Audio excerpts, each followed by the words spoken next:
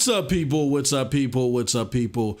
It is your boy, MM2K of PNTS Network and StadiaDosage, welcoming you to another SSC podcast. And man, this is going to be a hell of a show because we have a special guest. But before we get to them, we are going to introduce the usual lunkheads that are here with me, cutting up, and we're gonna go to the atypical lunkhead last because my brother is having a hard time transitioning back for the show, and we don't want to give him a hard time. So first, I'm going to introduce Ninja Guy X. Ninja Guy, hey. What are you doing, man? How you been? Hey, I'm doing well, thank you. Super busy at work, but I'm always here. I'm always on time. I think I was on time today. I'm not sure, but yeah, I made it, so I'm happy. Absolutely. And, I always got to give my brother a hard time, but I love him to death. I don't know if he can talk right now. Pete, can you talk? We got the other lunkhead, Peter Cottontail. Pete. I can talk. Can you hear me? Oh, okay, good. All right, oh, great. I can talk. How you been, brother? Pretty good, man. Same as Ninja Guy, bro. I'm just working a lot. Oh, you're breaking up. Vacation all next week. Oh, okay, cool. Oh, awesome. Okay, all right. Well, then I might have to, make your life a living hell and reach out to you during your vacation I normally do, like I did last year. But no, good to hear from you, brother. We know, and Pete's in the middle of traveling. He's multitasking right now, but he'll soon be back at his in-home studio. And so you guys will be able to hear him. Now it's time to introduce our special guest. This guest has been like, MM2K, why are you running from me? This guest has been heckling me in the chat it feels like for over a decade now. And I said, you know what? I'm not running from you anymore. I'm going to deal with you straight up and probably get slobber knockered in the process. But still, we had to bring her on. Purple Haze! How are you doing today, my friend? Hey, MM2K and the, Pete, as well as Ninja IX. Glad to be here. And no, never thought you were running away. Just thought you didn't want to face facts. That's all. But no, thank you for having me. I love it. I love it. Yes, I am here to face facts. Hayes, you were there in my other video. A lot of people misconstrue and think, oh, MM2K only wants to hear himself, and if you don't agree with him, it's he shuts you out. A lot of people do believe that, but I've had to double check myself sometimes. I had to fact check myself.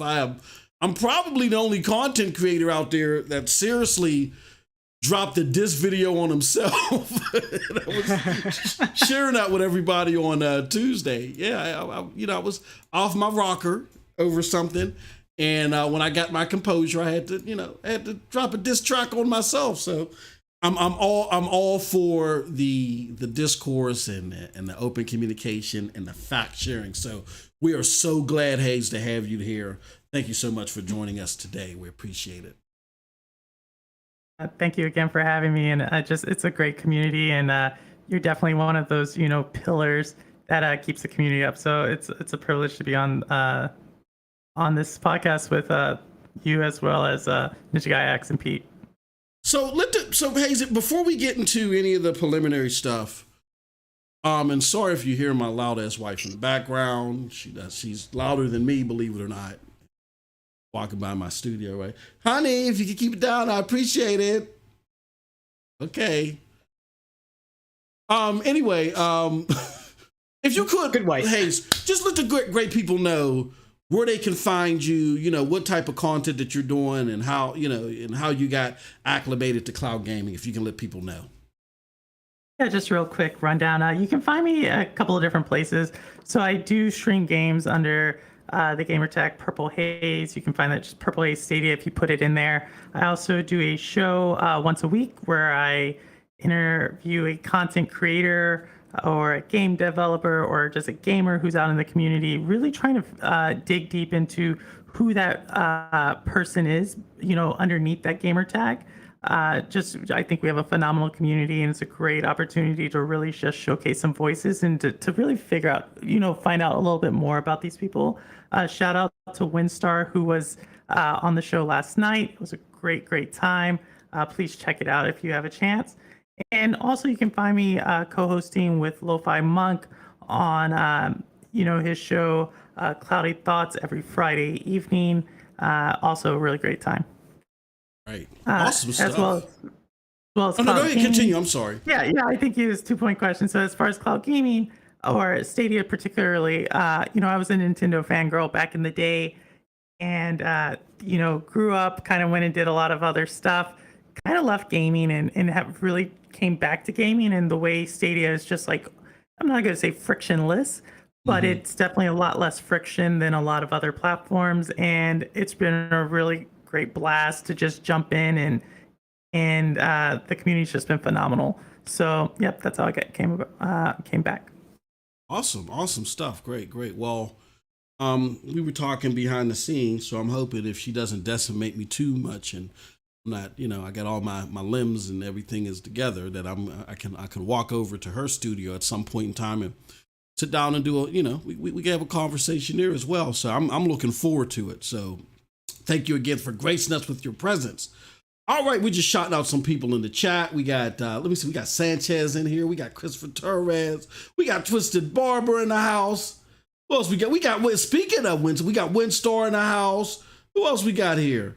And we got the homie, the Postmaster, Dustin Aran. He says, what's going on? Do us a huge favor, because everybody may not know, we've been doing this for a while, but there's a lot of people that may have been out of the loop, been doing some things, whatever, finally coming back. They may not know that this is the time of the show now. They're probably still used to us being on Wednesdays. tweet us out. Let everybody know that we're live. We appreciate all of you, of course. All right. Let's get down to the nitty-gritty of the show. First and foremost, let's do the prologue, and then we'll get into what our topics are going to be this week. First and foremost, you know how we do. Let me show you something. It worked today, but I hit the wrong screen. Hold on, don't tell Pete. Hold on. Look at this. It worked today. Normally, it's showing you my diary or something instead of it going to the website. But this right here, my friends, is the PNTS Network website. I've been sworn to secrecy unless you're a panelist on the show. There are going to be some extensive changes that are happening to this show that I think you all are going to like. Nonetheless, to help support these changes, we are looking for writers for the Stadia news, the Stadia side of things. So if you want to write about Stadia as Stadia news happens, like for instance, there was the click to play trials that came out the other day. We dropped an article on it yesterday. We're still promoting it. If you want to do stuff like that, reach out to Jack Deslip or myself. We are, experimenting and willing to talk and negotiate over some financial, sustenance, for lack of a better term, for each article that you're willing to write. So give us a call, give us a buzz, let us know, or reach out to us, and let us know. So guys, if you have any thoughts of writing, any like the PNTS Network incentive is really good. Don't hesitate. Go ahead and contact MN2K or Jack Deslip. It's really good, believe me. So have a look. Yeah, absolutely. Hey, look, it's good, man. It's definitely good. And you want to get we're talking to people. There's different initiatives that we're working on. We're trying to fully flesh this out, as Ninja Guy X has said, and we're willing to make the sacrifice in order to do it. Now's the time to get in, because once we rope the people in and lock it down, it's out of my hands. You know what I mean? I'm just a person on the boat too. So now's the time to get in. So reach out to Jack or myself to secure yourself a spot, and we'll talk from there. Definitely.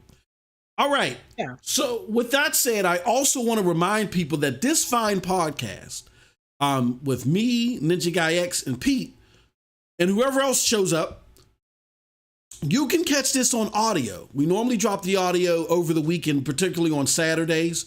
So if you missing a live viewing and you're like, oh man, but I'm working or I'm jogging and I want to listen to this, you go check out the audio. It's on all of your favorite audio forums, including Google Podcasts.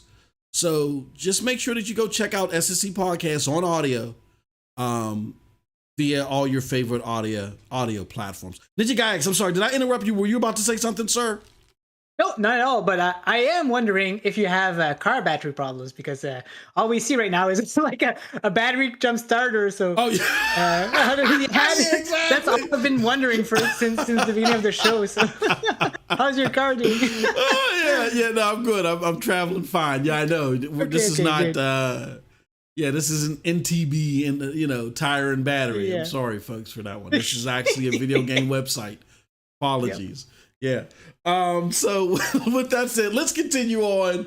Let's get things out of my hands because they're going crazy right now. And I'm going to turn it over to our good friend, Ninja Guy X, to talk about the Wiki Report. The Wiki Report. Wiki Report. All right, guys. So this week has been a little bit exciting.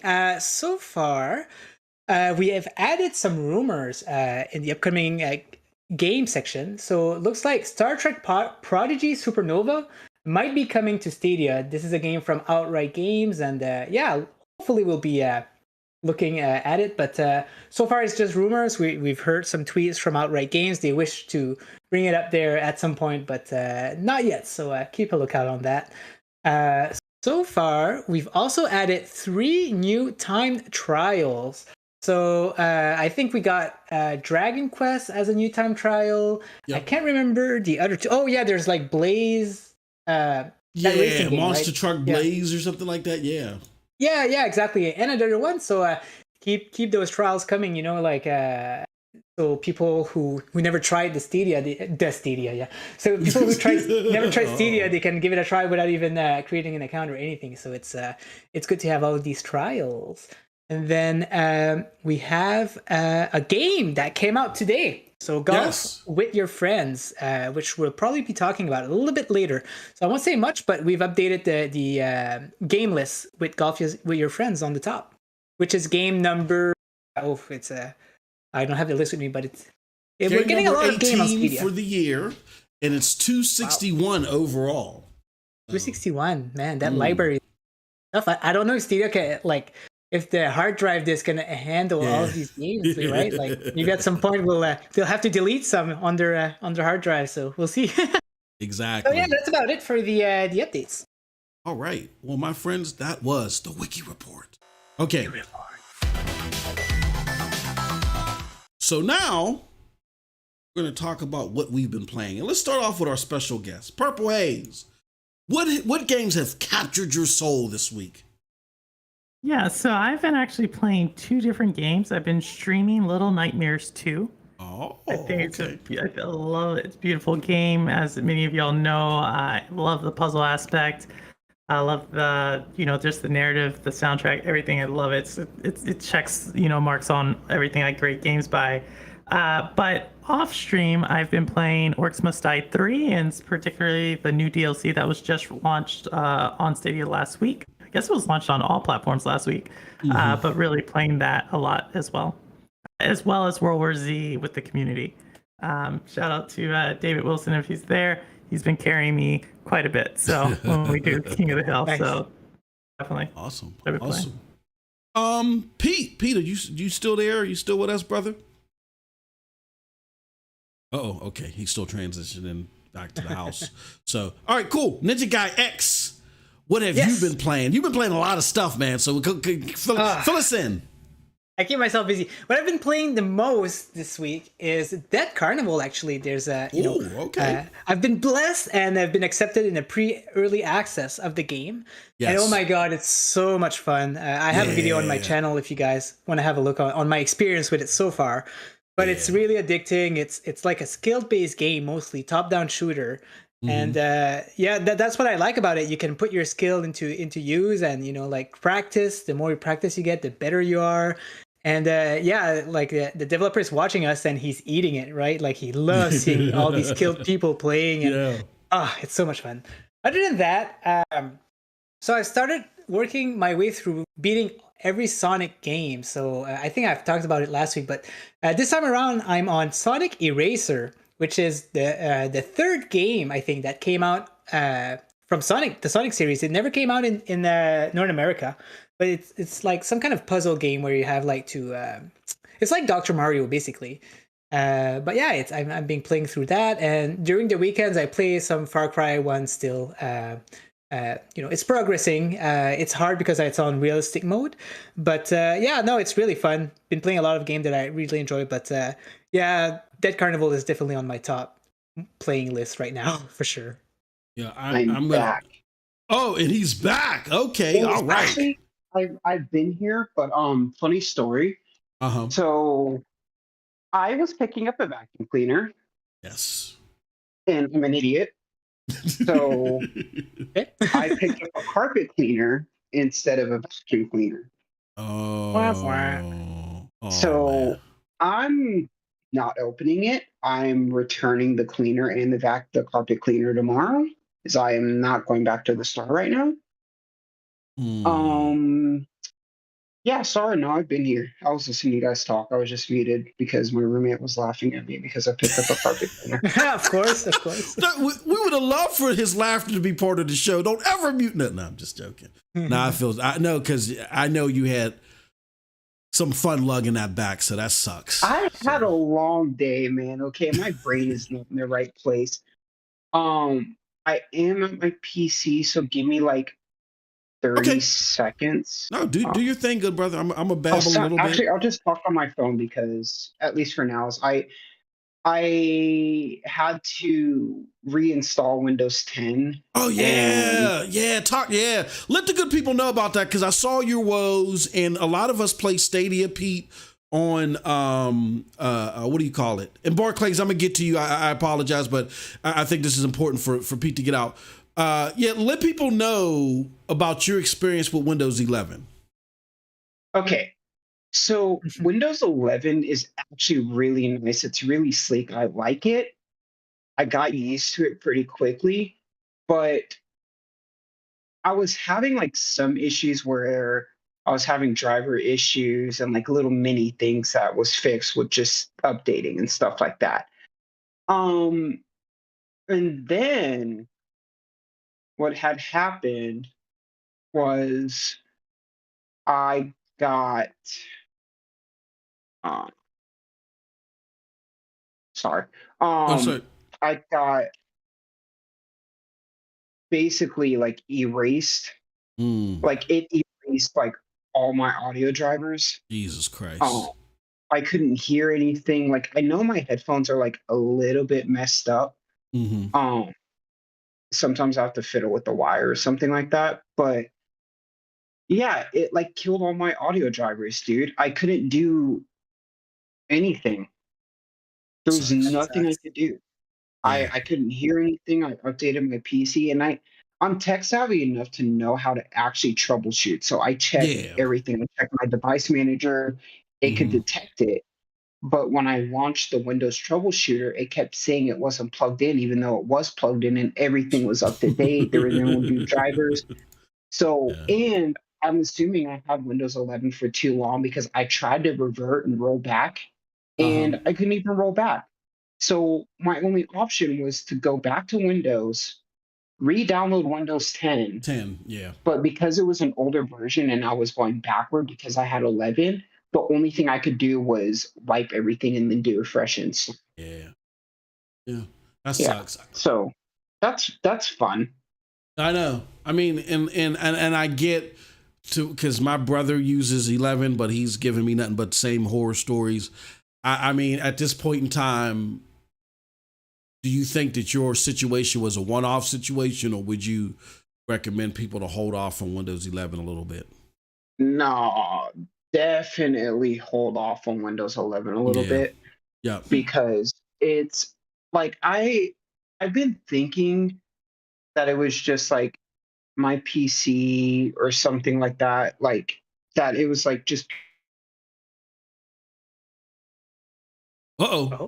Windows 11, they shut off his phone service. Damn it. Oh, no. Windows 11.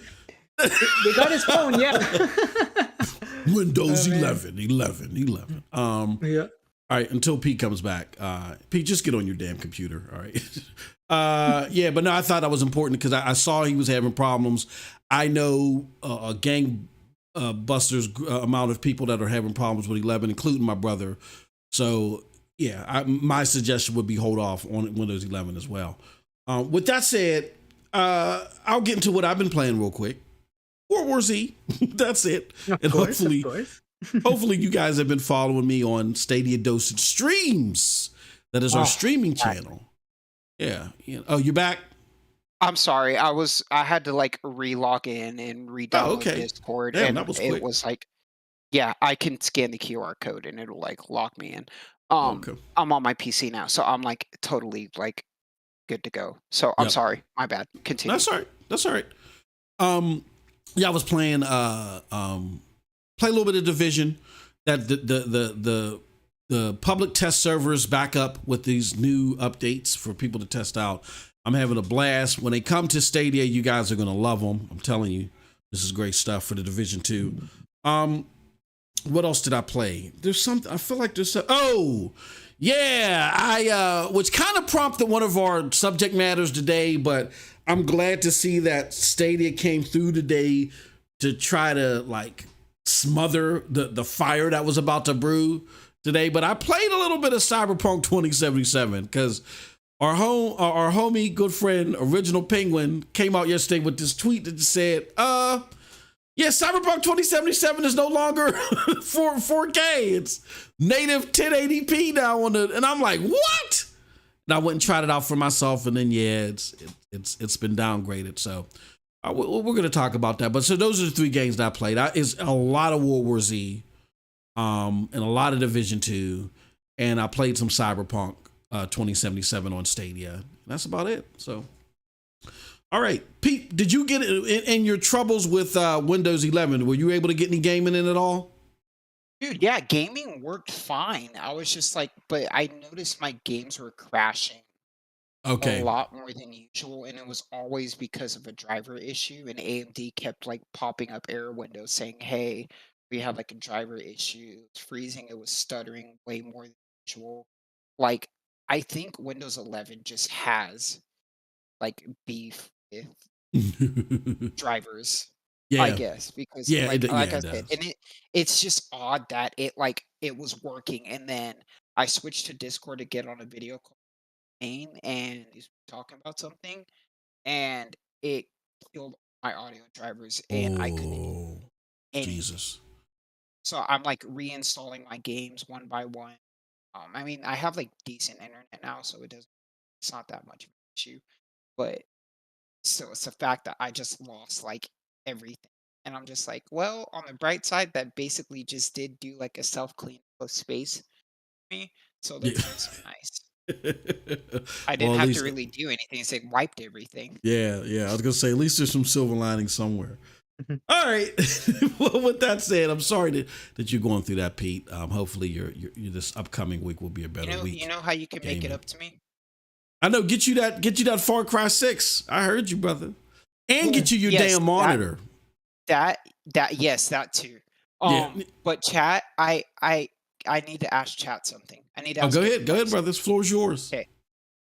So this is actually very important. So I'm ordering pizza, okay? And I need to know what I should pick. It's either going to be medium barbecue chicken or it's going to be hot wing. You should make a poll. Make a poll. Dude, we're doing a poll. I know I'm going to spill my water on my mic. Okay. So how we're going to do this poll? Purple Haze is like, why did I come on this damn show? This is important, man. Yeah, okay. Important. What type of pizza should Peter order? Okay, what was it? I'm sorry, but this is very, very random. But this is like a life and death situation, right? Type.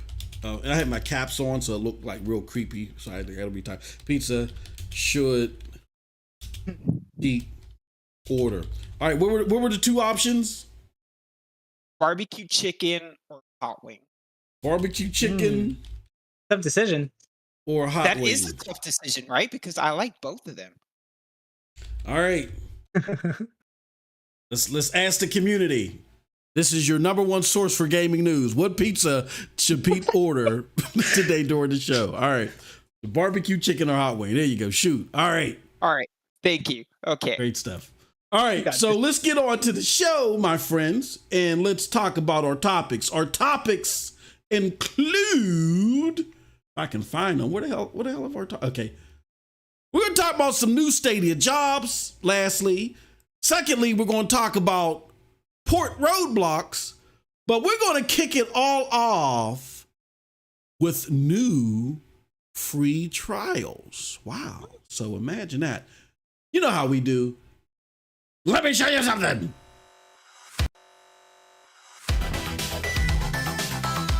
All right. So I kind of almost messed that up again. Thank goodness that I caught it before Pete had something to say about me. Feel self-conscious. Oh no, inside. I heard you earlier. You're like, I hope Pete doesn't catch me. So today, my friends, well, not today, but this week, we were made aware of some more trials, click-to-play trials that hit Google Stadia. These 3 trials are Blazing Monster Machines, Dragon Quest 11S. I think I said Dragon Age on Twitter. I don't know what the hell's wrong with me. And Little Nightmares. And Stadia also revealed, and a lot of people may have missed this. This is the article on PNTS Network that we wrote about this. And we got a little swanky little video out there too. We put out there as a reminder, those who try these trials can continue playing exactly from where they left off if they choose to create an account and purchase any of these titles. There are 12 titles in all since the rollout. Furthermore, Google has expressed plans to launch click-to-play access to all of their publishing partners later this year. So a lot of people didn't realize that this was just in the rollout phase, in the test phase, but they're going to roll out to everybody later this year. We're going to see what that means. So with all that said, I want to ask the panel, we're going to start with our illustrious guest who's been so patient and waiting for us to figure out what type of pizza Pete's going to eat. It looks like Hot Wing is winning. Hot Wing is winning. Uh-oh. So much to Stadia's death by 2023. Remember that? Stadia's dead in 2 years. Remember all that after SGD closed down? With the combination of this and the low charge porting extending to developers by the end of the year, Stadia's death doesn't seem likely, does it? We're gonna swing that one to Purple Haze. Purple Haze, what do you think about this? Does this show that Stadia got some legs to it beyond 2023 to you?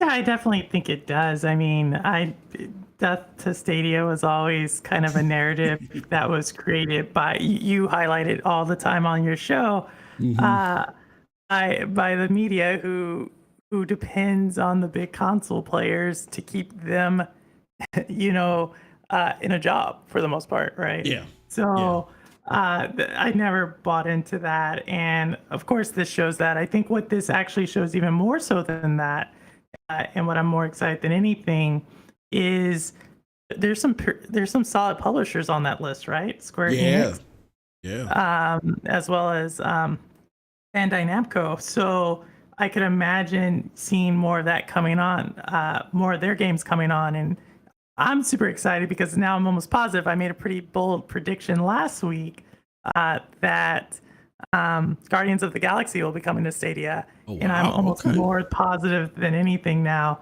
that Square Enix will bring that on, and we'll probably see a free-to-play here, or some type of time demo with that in the coming months. So really excited.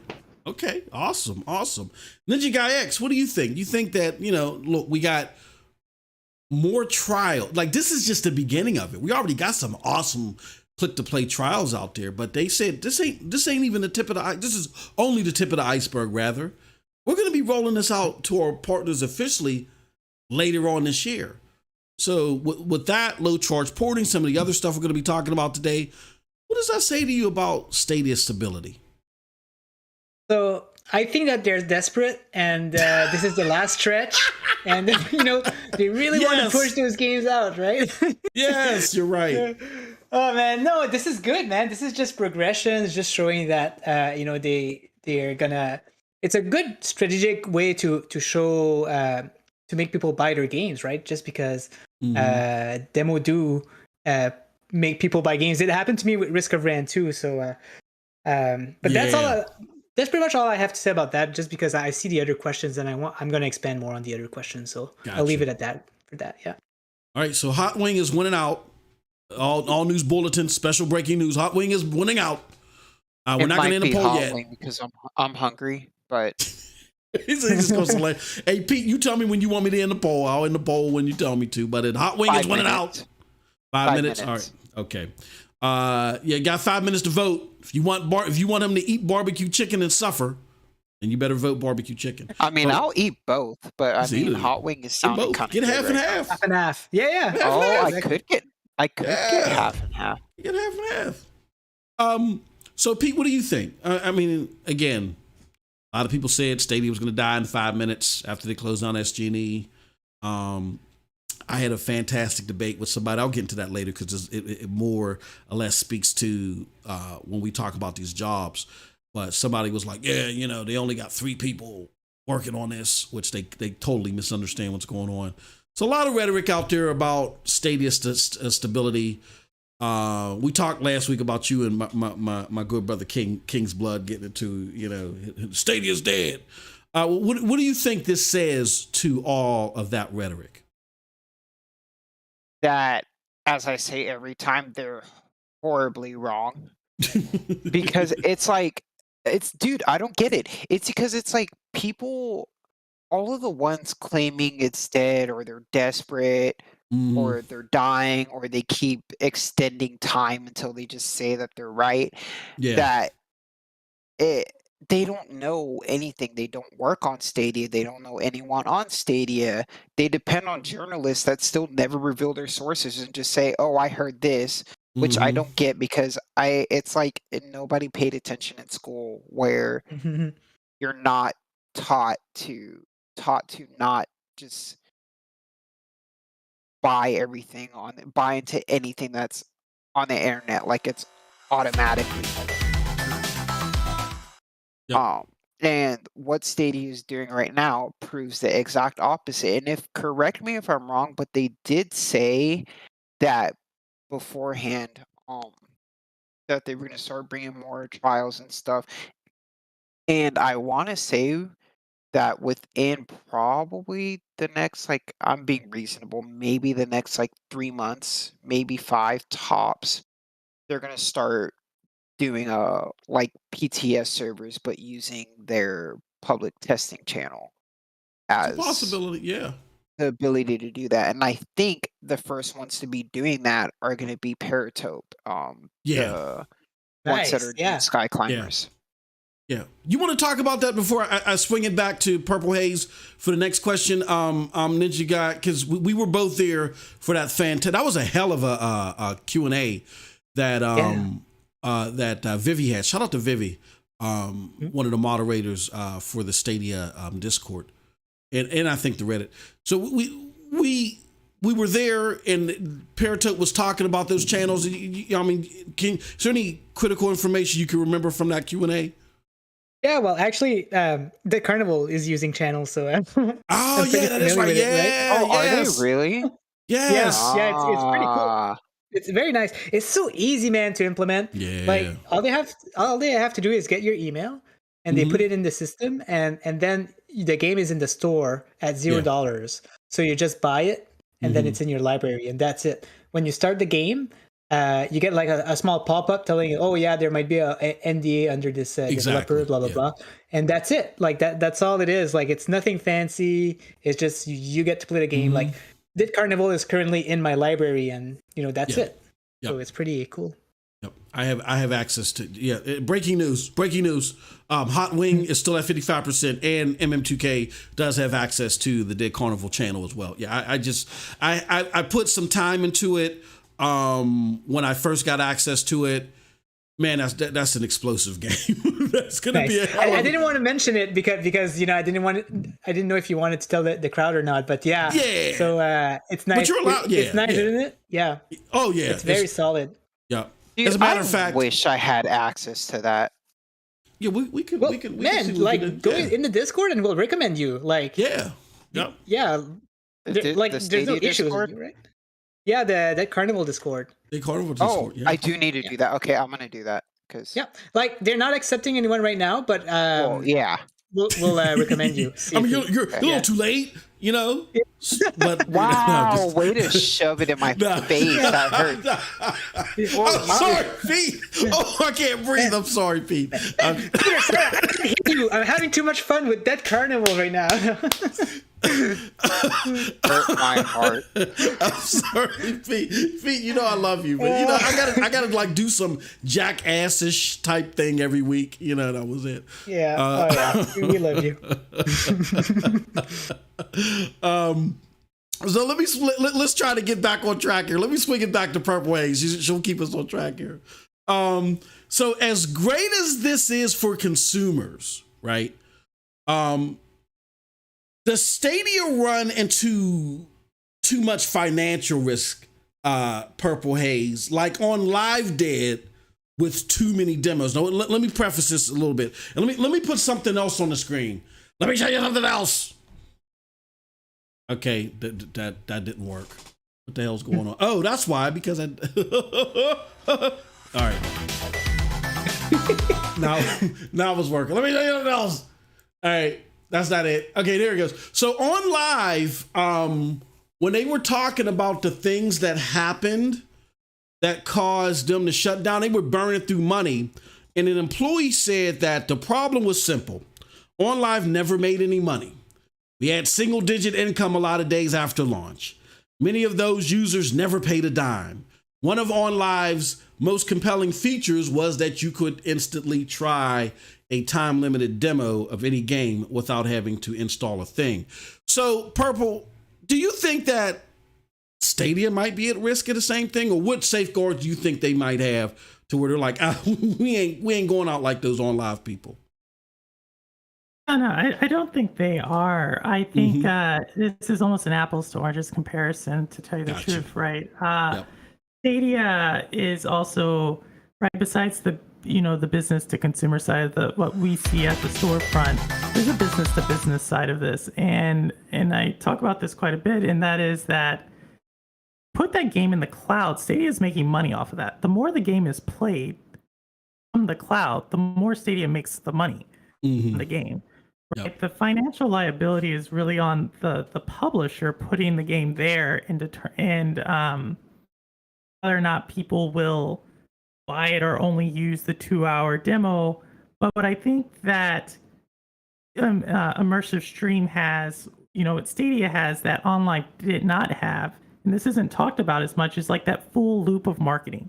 Yeah. Now OnLive, now the publisher can say, okay, this person played my game. Did they buy it? Did they not? Now they can see your interest and do a lot of stuff on the back end and make it a much more effective marketing campaign. OnLive did not have that capability, right? OnLive did not have the YouTube analytics, did not have search analytics, ads analytics.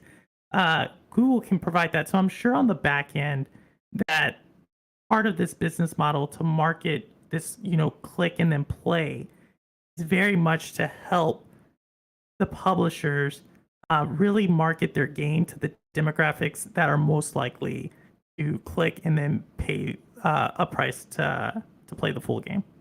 But really, I think it's totally different business models. Even like I don't think this is why Stadia would shut down. I don't think there's really any financial liability on the click to play for them. Yeah, no, she's smart as a whip, isn't she? I knew when I threw her that slow pitch down the middle, she would knock it right out of the park into someone's bedroom window. No, she's 1,000% right. And why I put it on the docket is because, it was for selfish reasons. I'm frankly tired of hearing Stadia is going the route of OnLive and Stadia OnLive is doing it. You're seeing every single journalist who, in my mind, is getting paid too much to just say a bunch of bullpucky, compare OnLive to Stadia. We're going to be making some comparisons this show, like I did earlier in this week with Sound Off and SLS. What Stadia is doing, like Purple Haze said, has a lot of analytics behind it, a lot more tools. The community is just a lot more savvy, as far as watching these numbers and how much risk, how big their risk appetite is when it comes to this stuff. And in addition to that, OnLive's biggest problem was they had a CEO that just was out of his freaking mind. Like, if he saw a game that was on Gaikai, he was punching holes in walls and literally like doing stuff like that at E3. So, you hit that out of the park. But I'm still going to give it to my co-hosts to see if they can do any better. So we're going to start with Ninja Guy X. Ninja Guy X. Purple Haze elegantly put out why Stadia wouldn't fall into the same bear trap. But do you have anything else to add to that? Why Stadia wouldn't run into the same problems as OnLive when it comes to these demos, at least? Yeah. So before I start, I just want to say, back 10 years ago, I was keeping a diary, so I was writing some stuff every day, about stuff. Oh wow! And last weekend, I was reading through it for fun, and I was talking about OnLive back in July 1st, 2012. Oh so wow! I said, I hope OnLive get an update soon because the games are freaking laggy. Maybe when we switch our service to another provider on the 19th, it will be better. I was reading that, I was like, wow, I guess it didn't work too well. Yeah, but to answer your question, so like I mentioned, I think that Google is doing it a little bit more strategically, and I think that's how the developers are going to treat it too. So the demos are going to be open to all developers, but I think that they might just like put their demo in like if there's a sale or like if there's a new DLC coming out or things like that, right? Like I don't think every developer will be like, oh yeah, let's just get it out, we'll get money. I think that they'll think about it and put it on during like a good time of the game. So I don't think we'll be seeing like a surge of every game having a trial. Exactly. Yeah. And that absolutely. will help compared to what OnLive did, because you're right. Like OnLive, I was trying every game with the trials, and like I didn't buy a lot of games. So yeah, for sure they'll do it better. Also, just to note that the trials, guys, as soon as you start the trial, the countdown goes in, so you can't pause the game, like go away and start it again the next day. Like as soon as the trial starts, your 1 hour time starts, and you can't like pause it anyway. So you better take advantage of that. Utilize it, yeah. Oh, wow. Yeah, the whole trial during the hour. Yeah, because it's not really clear, and yeah, so this is good to know. Yeah, but yeah, that's all I had to say about that. Yeah. Yeah, absolutely. Jeez, I didn't even know that. Thank you for telling us that. Pete, what do you think? Do you think we hear it all the time, man. Stadia's going away at a dodo bird because they're doing exactly what OnLive is, but people don't know what happened on live. I mean, but what do you think Stadia is doing smarter with these trials than what OnLive did? You're asking. Pete, unless you're ordering your pizza right now. No, I actually just got done ordering. Oh yeah. I even got some spicy barbecue boneless wings to go with it. Oh, you son of a Mitch. You son of a Mitch. Yeah, I know that sounds good. I'm hungry. Right? What do you think? Or do you need me to ask the question again? Oh, you good? Yeah, no. Yeah, okay. Go ahead, ask it again. Yeah, so what do you think Stadia is doing better than OnLive when it comes to these demos? Because Ninja Guy X pointed it out, which is true. You could play a demo for OnLive and stretch a game out. I did that with Borderlands. You know what I mean? But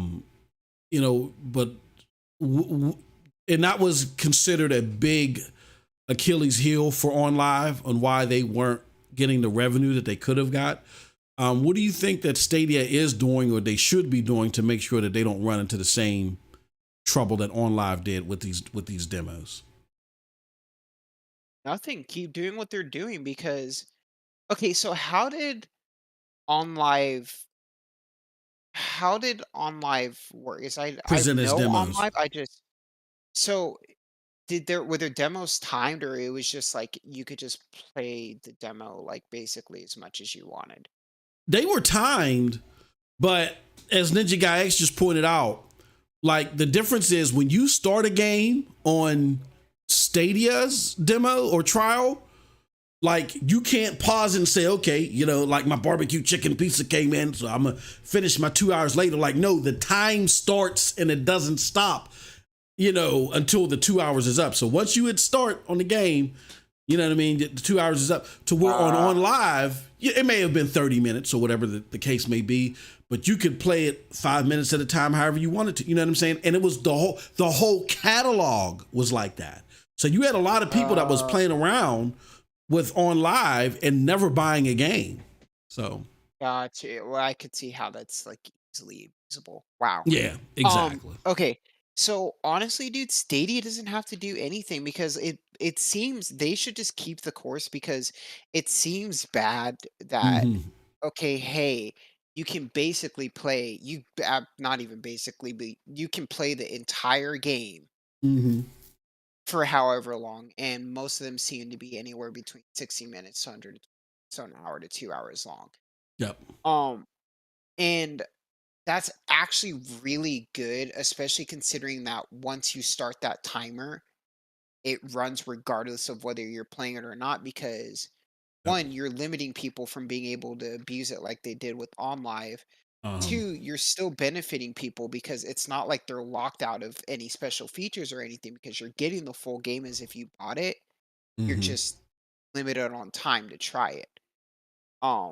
And that would drive people towards either purchasing the game, or if the game is on sub or on the pro sub, then why not just sub? And you get the added benefit of doing what Stadia does best, and literally doing click and play. And I'm completely spoiled by it. So they don't need to do anything, I guess, to differentiate themselves from OnLive, because the way that they're using the time demos and stuff seems like it's working out perfectly. And if I didn't already own these games, because I'm just Mm-hmm. a really bad impulse buyer, um, even though I do play them, it's still really good. That they're doing that. I'd be doing all of the time demo myself if I didn't already have the game. Because a lot of them seem interesting, but I already have the game anyway, so I can't really take advantage of that. But yeah, it's pretty good that they're doing that, and I think they should keep the course. Yep. Nah, I think it's a smart move, and that definitely, I mean, that time thing that I wasn't even aware of. I'm glad you pointed it out, Ninja Guy X. That right there eradicates. For those that think that Stadia is just, you know, zombie walking into this and they're not paying attention, trust me, they are. Last question on this before we move on to the next topic, and we're going to start with our guest, Purple Haze. If you're at the board table, you're at the boardroom, Purple Haze, and they're like, all right, we need 3 more demos here. You know, these are going to be our definitive demos for this whole click and play free trial thing. What 3 demos are you picking to be up next, or be the definitive demos for Stadia? Real quick, are these games that are currently on Stadia, or are these games that are not currently on Stadia? Yeah, because I would love to say games that they should be getting down the road, but you know how things are going now. I don't want to say we get Elden Ring and then for some reason the developer only has it running at 15 frames per second. So we'll just go with the games that are on Stadia right now. The ones that are on the platform, which ones do you think are like the best to showcase to gamers outside of that don't have it right now? So I think that there's this movement towards gaming to be much closer aligned to other content that's being produced. So, right, whether that's movies, whether that's TV shows. So we just recently saw Ubisoft partnering up with Stranger Things, right? Stranger Things is coming out next month. Ubisoft had their DLC. So I would say, if I was on the board, you know, like just thinking strategically, more of those. So, right, I'm thinking of maybe coming up, we know that what's the one with the tall blue people walking around? Avatar. Right, Avatar is coming, right? So like looking at Avatar, looking at the Ubisoft and having it be with the DLC, like somehow partnering those together, because I think there's going to be a lot of people searching for that content just to begin with, and you can then get maybe synergies with other searches and people clicking in and them not even really necessarily knowing they're playing the cloud, right? But you're just getting people in the ecosystem at that point. So I would really be looking at all the games that we have that are the publishers that are really kind of pairing up with other content or other streams of content. That's what I would be looking at. Okay, cool. Ninja Guy X, what if you had to pick some demos for Stadia? Purple put it in an interesting light. I didn't even think about it that way. That's interesting as well. But whether there's games that you would say, oh, we know they're coming to the platform, and this will be a great way to showcase the platform, or whether it's games that's already there, that'll be great ways to showcase the performance. What are some demos that you say, if asked, should be the definitive Stadia click to play demos? Yeah, so Purple Haze nailed it for sure. But let me just expand on that, I guess. So I guess one of the demo would need to be an exclusive to Stadia, right? So I think that Guild would be perfect for that. It's one of the first game. And just a good exclusive. You know, we have that game only on this platform. Like if you want it, then join us, so Guild would be great. And then I would say Cyberpunk, just because this was basically what brought popularity to Stadia, like in 2021, right? In the beginning of 2021. So Definitely Cyberpunk. A demo would be great just to showcase. Like Purple Haze said, just the graphic, the performance. But yet again, we'll be talking about something later on that contradicts that. But you know what I mean. You know what I mean. You know what I mean. Yeah. Yeah. And like Purple Haze, I'm gonna cheat and say we would need a game that didn't come out yet, like a demo of a future game, like From Space, basically. I mean, From Space was the case, so something like that for sure. Cool.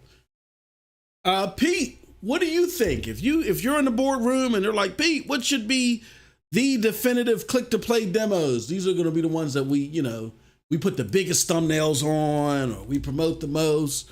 What do you think, whether it's I guess now that we're fleshing it out even more, whether it's a game, an upcoming game that we feel like will bring the most attention to the platform, or a game that's already here, that we feel like that may have some great performance to it, that's a showcase game. What's a title or titles that you would like to be the definitive click to play games?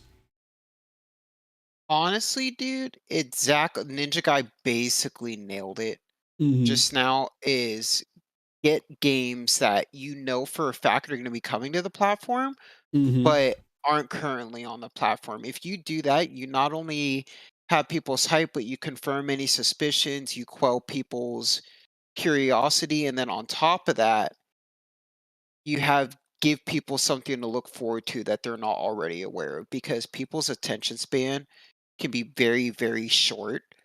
And if you give them something like, look at Elden Ring, for example, the hype that was surrounding that game prior to release was immense. Yep.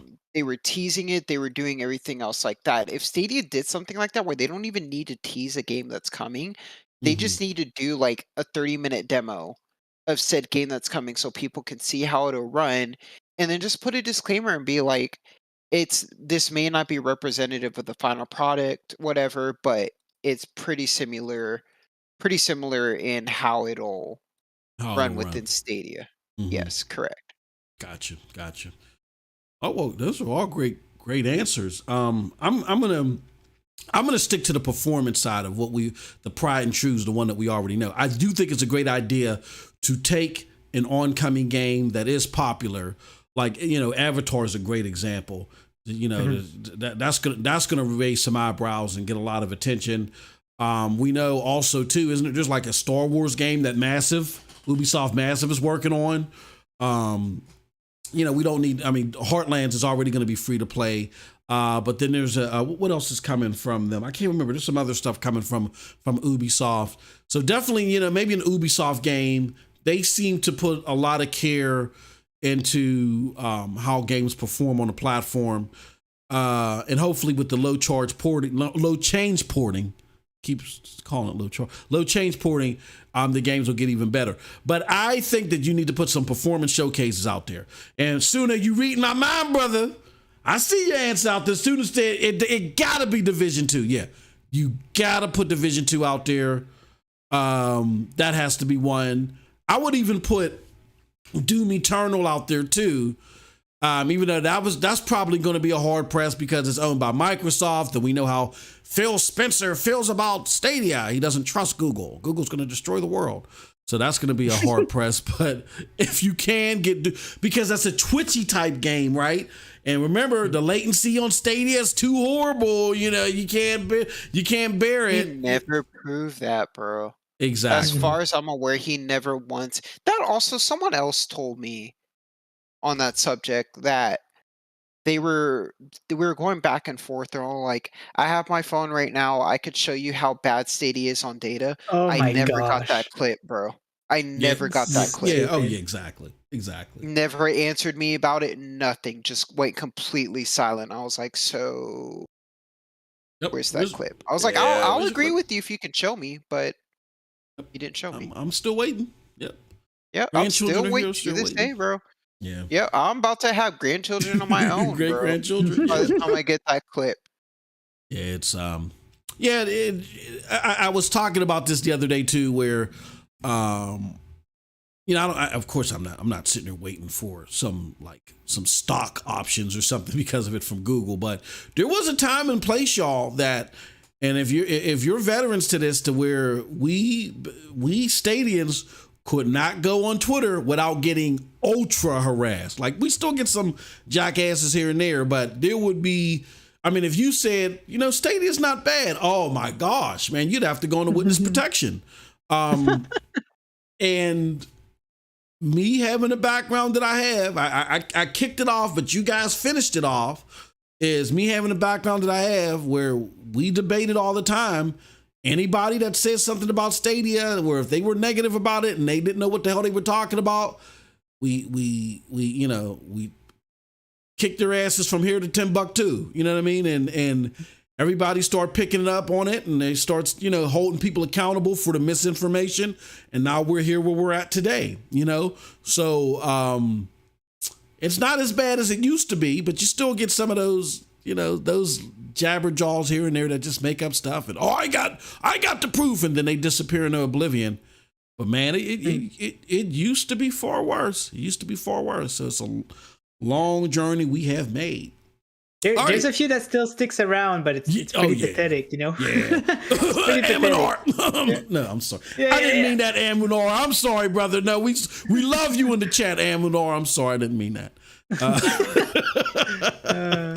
Yeah, but yeah. What a difference a day makes. All right, well, that's a great section. I really like the click to play stuff, and hopefully it continues to grow, and it helps the platform grow and mature. And I can't wait to see what games they bring at the end of the year. All right, so now we're done with that topic. Now we about to get a little bit more. We're about to get a little bit more personal here. I want to talk about port roadblocks. Yeah, we're going to do it. We're going to talk about it. And then we're going to have our palate cleanser after that. So don't even worry about that. All right. So we've kind of had some issues with development roadblocks, right? And a lot of people are upset at Stadia about it. They think Stadia needs to go to Gen 2.0 and all the other stuff. But, you know, I don't even want to talk about Gen 2.0, but that's what a lot of people believe. And I was noticing, and shout out to my homie Virtual Cloud, formerly Generation Stadia. He did a video that kind of inspired this part, and I said, you know what, he is kind of onto something. We have been seeing a troubling trend since the release of Outriders launch, and of all days, I looked up when Outriders launched, and it was April Fool's last year. So isn't that something? But we've been seeing big ticket games underperforming expectations, with the exception of Resident Evil 8 and Rainbow Six Extraction. These games include the horrific launches of Outriders and Ark. Playable, but they fell short of the mark launches like Far Cry 6 and Riders Republic and World War Z. And the more recently surprising backpedal of which really shocked me. Let me show you something. This shocked the hell out of me. Shout out to the homie Original Penguin. He does a lot of the resolution counts on Stadia. And he says, game update. Cyberpunk resolution has changed, so I have conducted a new pixel count. The previous resolution was 3200 by 1800. The new resolution is 1920 by 1080. Oh, boy. Jesus! I mean, like, what the hell?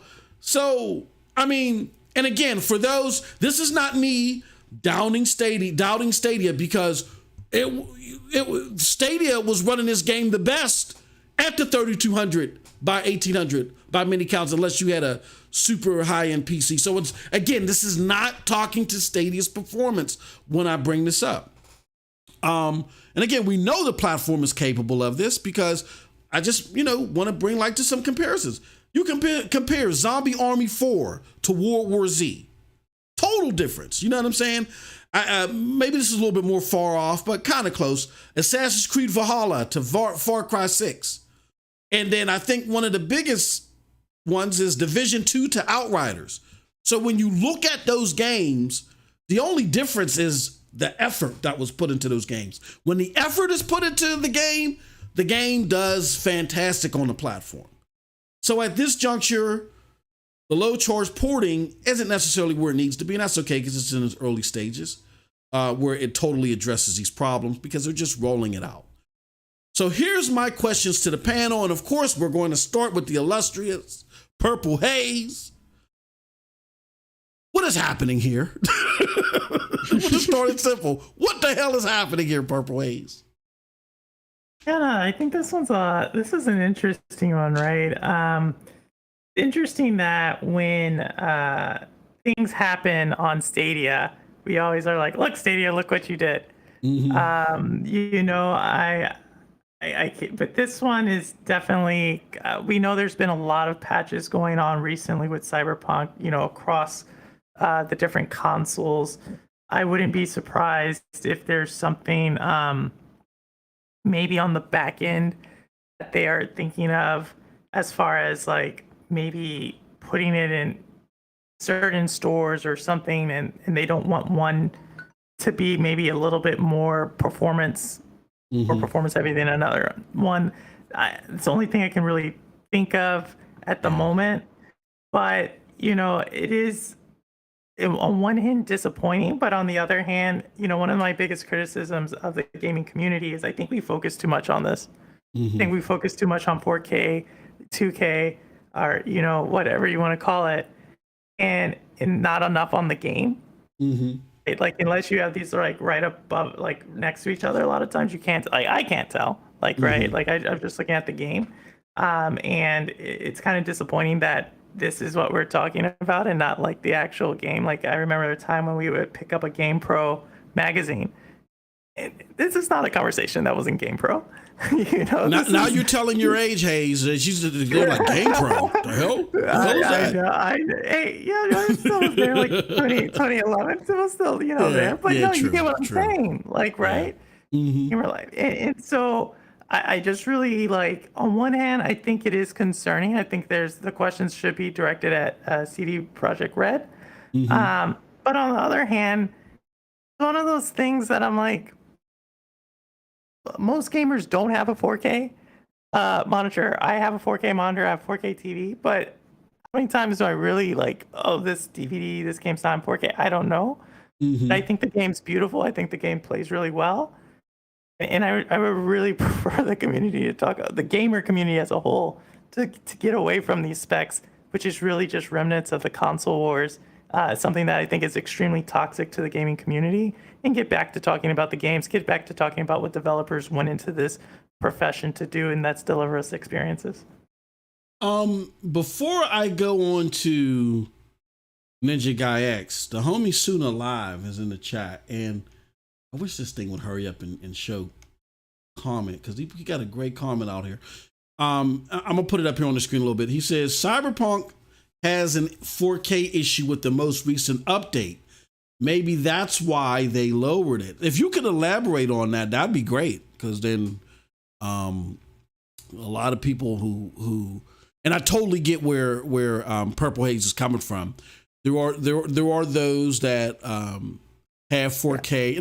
Now I will say this. This is not World War Z. Well, World War Z is straight 1080p. This is native 1080p, but it's upscaled to 4K. You know what I mean? Well, just to clarify, I think. Sorry, I need to go.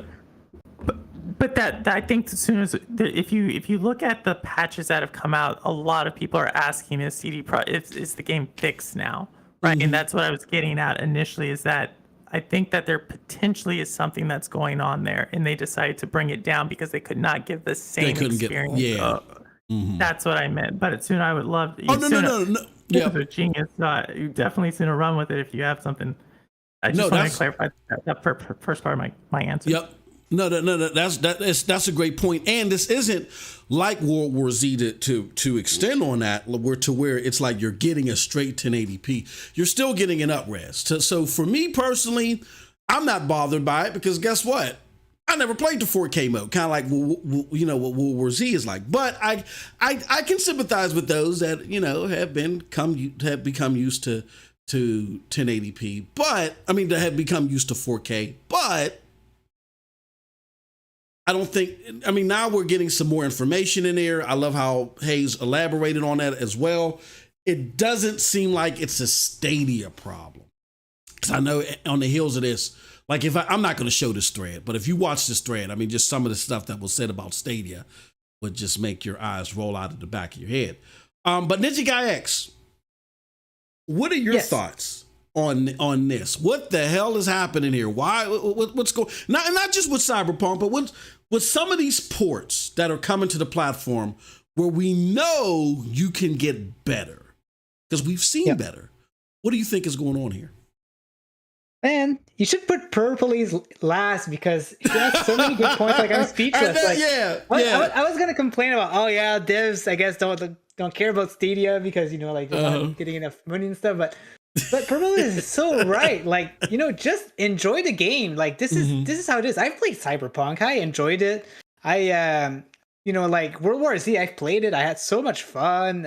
Outriders. I played a little bit. Like I never encountered any like angry issues, but I guess like the online population just influences us, right? And just makes it look worse than we thought. But then if we investigate more into it, like Purple Haze said, like I guess or was it it was Suna, I think, who mentioned that like it's having an issue overall. It's not just Stadia. So honestly, like sometimes this is a type of toxic a toxic way to talk about stuff like that. So, I agree with Purple Haze. Just enjoy the game and don't look too much into it for sure. Purple Haze, you got to stop intimidating my panel here, okay? Just keep the intellectual responses down. All we want to do is that's all we do around here. We just want to, we want to complain. Come on. Exactly. You got a little being so right. Pete, what is going on here in your mind with Cyberpunk and some of the ports that I laid out? What do you think is happening? I'm just curious.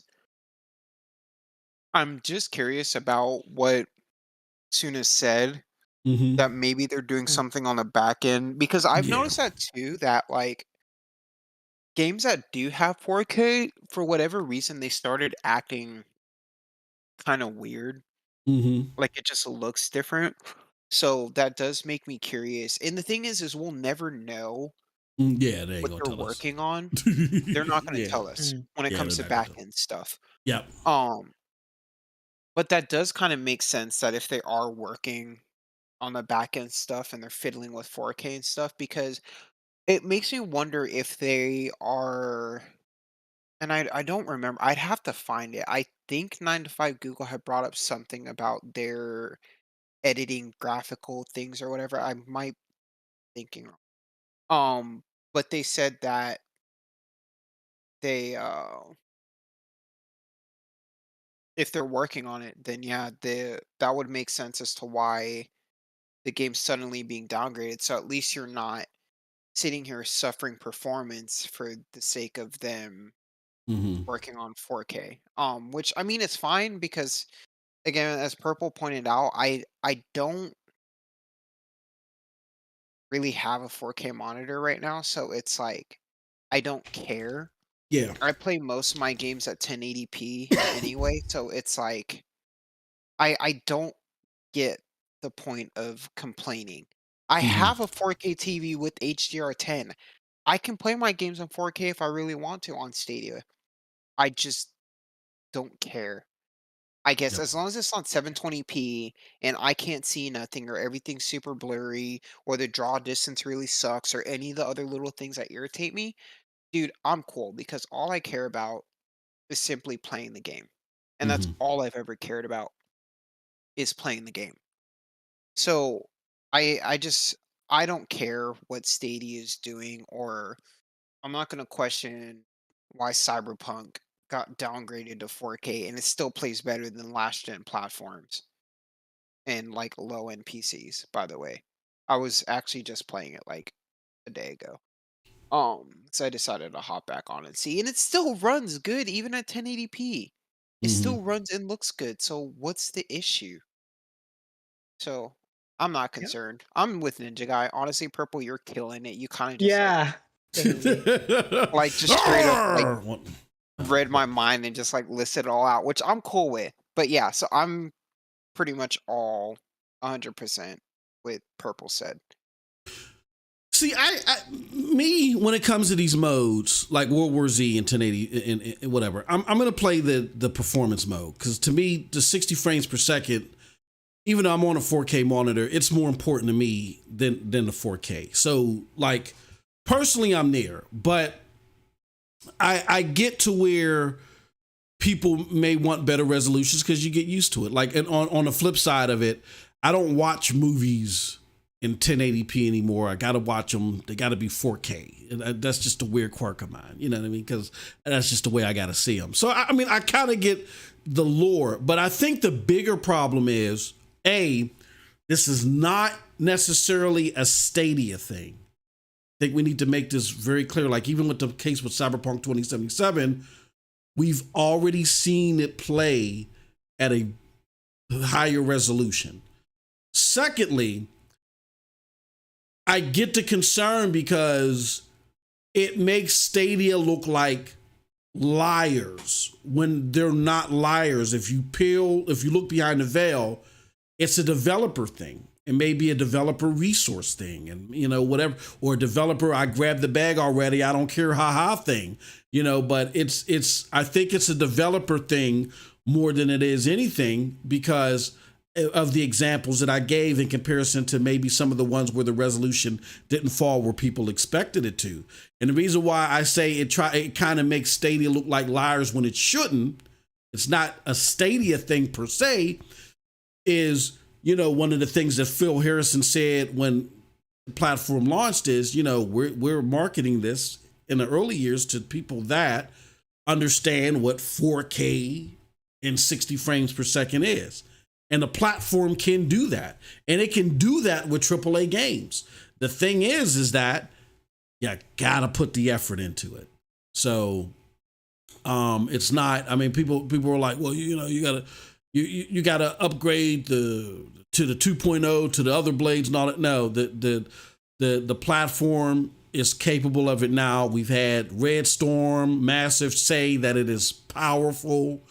So it can do that. So for those of you that feel like that may be concerned that maybe the platform isn't future proof rather than Stadia alluded to, I don't think that's the problem. I think it's a developer thing, and it may not always be a developer bad thing. If they don't have the resources, they don't have the resources, and that's where hopefully the low charge porting is going to suffice. But I do agree with everybody else. At the end of the day, are you enjoying the game or not? And I will give you a classic example. Even though World War Z, I would have liked for it to have a 4K mode, I'm still enjoying the hell out of it. So I think that's, and to echo what Purple Haze is saying, I think that's what matters the most. With that said, I'm gonna put on my tinfoil hat. I'm going into the hot tub time machine back to several minutes ago before Purple Haze shut down. All right. So what if this is a developer bad thing where they're like, you know what? We're not going to put in the effort because Jason Schreier put out this article, and the article that Jason Schreier put out there shows that company A got $10 million for their port, but I only got $5 million. And Google, we didn't know you was putting out that type of money. So Google, you need to give us some more money. What am I talking about? Let me tell you something. All right, so this is a snippet of the Jason Schreier story from way back in 2021, end of February, where he talks about, all this hoopla about Stadia. And really, when you ask Jason to elaborate what was the point of this, the best he could come up with was, I think Stadia should have more indie games. Whatever. But the thing that he did reveal was how much Stadia was paying to other devs. So this is me putting my tinfoil hat on and throwing this question around. And yes, I'm going to start with Purple Haze. Purple Haze! Oh, no.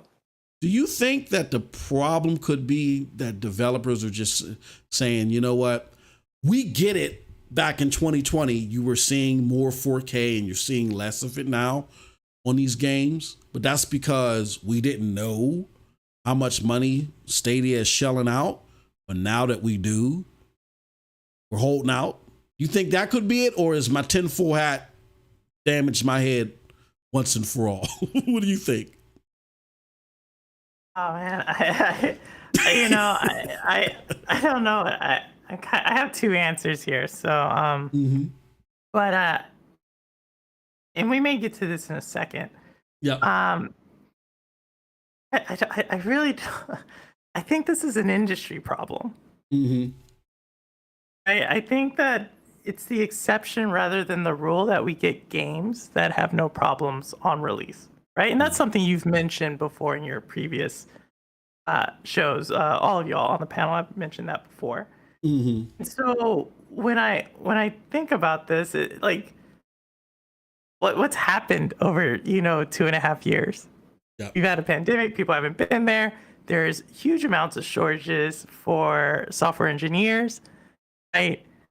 We know for a fact that game developers, let's use Stadia Games and Entertainment, right?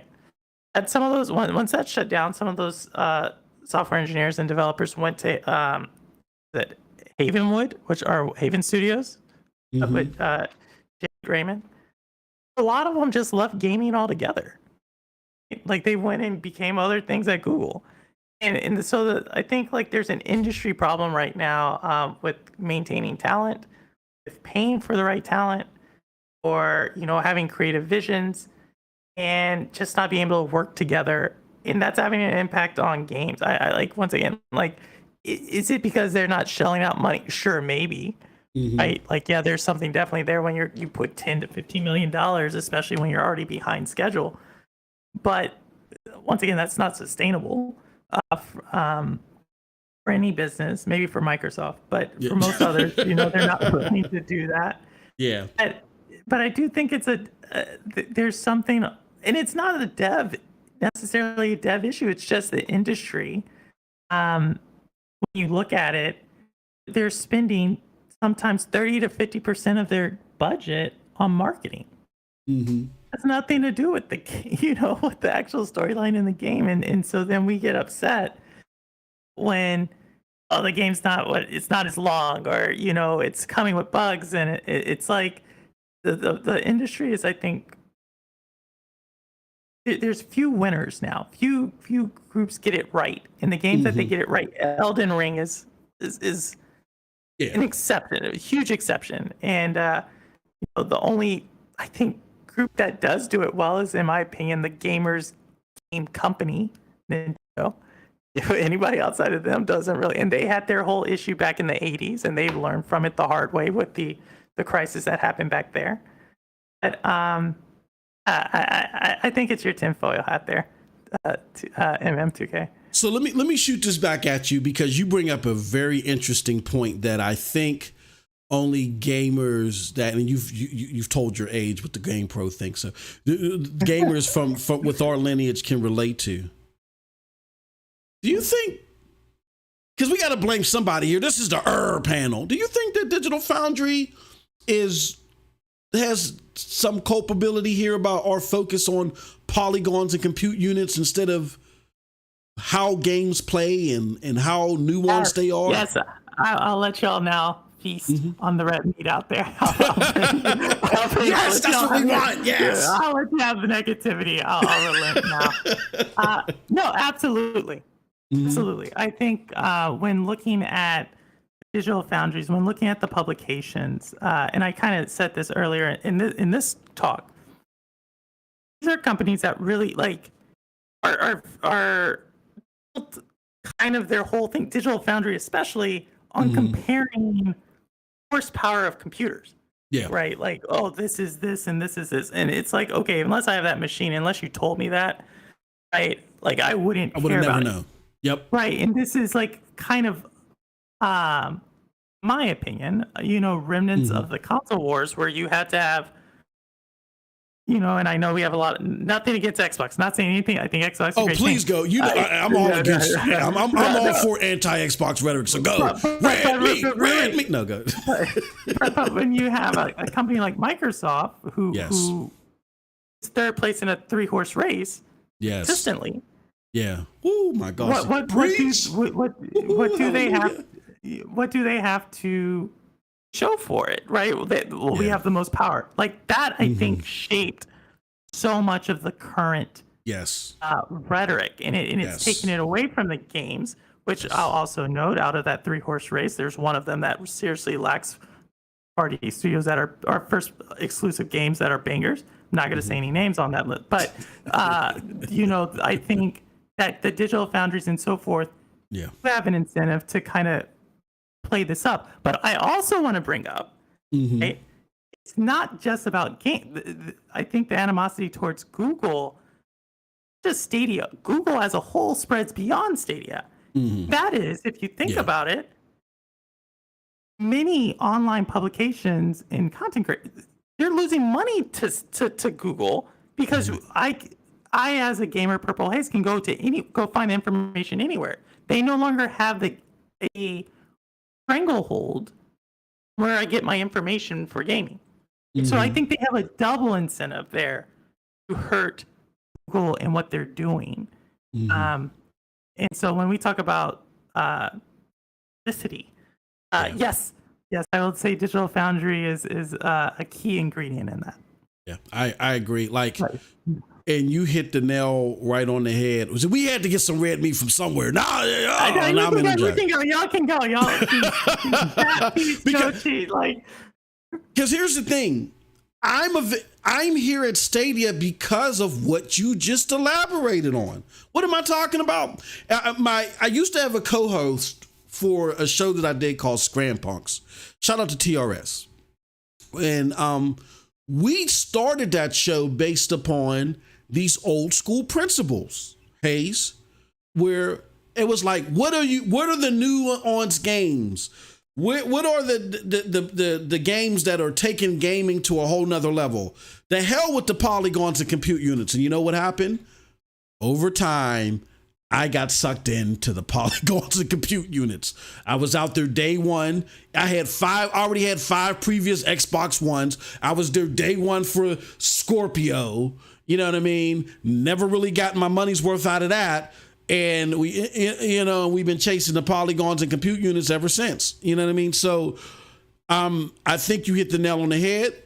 And, we could sit here and debate on whether Stadia has enough, pixel counts to hang with the PlayStation 5 or the Series X. Phil Harrison told you back in 2019, he don't know what the hell those machines are capable of. He's not thinking about them. They're trying to transition with the disenfranchised gamers who does understand what 4K is. And I get where we might be seeing a little bit less of this, but they're fixing that, for one. And for two, as you'll see in our next segment, and two, what about just enjoying games? What about just enjoying games and playing games? And that's where I'm at with Stadia, to where I may look at situations like World War Z again and seeing what we're seeing with Cyberpunk, and I might be going, oh man, but that's still not taking me away from the platform, because I've been reunified with what matters, enjoying playing games and now I can do it without hassle. So kudos to Purple Haze. I quit. She's the new host of the show. I'm giving up. I'm stopping, because apparently she has a better handle on the subject matters than me. No, great stuff, Purple Haze. Ninja Guy X, we'll continue on to you. Like, I know I gave my my theory, my tinfoil hat theory, but what do you think is going on with the influence? Let's talk. Purple Haze has helped us pivot to the influence. What do you think about the influence now? Like, and where did this come from in your mind? Are we focusing too much on this? Is it that bad to where we should be talking about it? What do you think? Yeah, just to add on what Purple Haze said, right? Because I just don't want to repeat what she said because she has really good points. Really, like, oh my God, Purple Haze, you're killing it. Like, it's crazy. Well, I quit. It's over. It's my last show. Yeah, exactly. But yeah, so one thing that people are good at is like giving you like something that you never expected that you wanted, like almost like to force someone's like it's like part of a marketing, right? Like making someone making it like a trend of something without ever needing it, right? You know what I mean? Yeah. And that's what Digital Foundry did, right? Like they did that, and now they're super popular. So why not continue? So it sucks because we don't need that. Like if nobody would have ever noticed the cyberpunk issue, like, nobody would ever bat an eye about it. It's just social media. They just spread these things and make us care. Because when I saw it, it made me think for sure. Like I wasn't just like, oh, okay, well, no, because I guess because we were so much invested in Stadia, because we know so much about it, we're just thinking, and maybe we're just thinking too much about it, so I do hate that this is what happens, like with journalism and stuff. They just make like it I know that Jack says that a lot, FUD, FUD, right?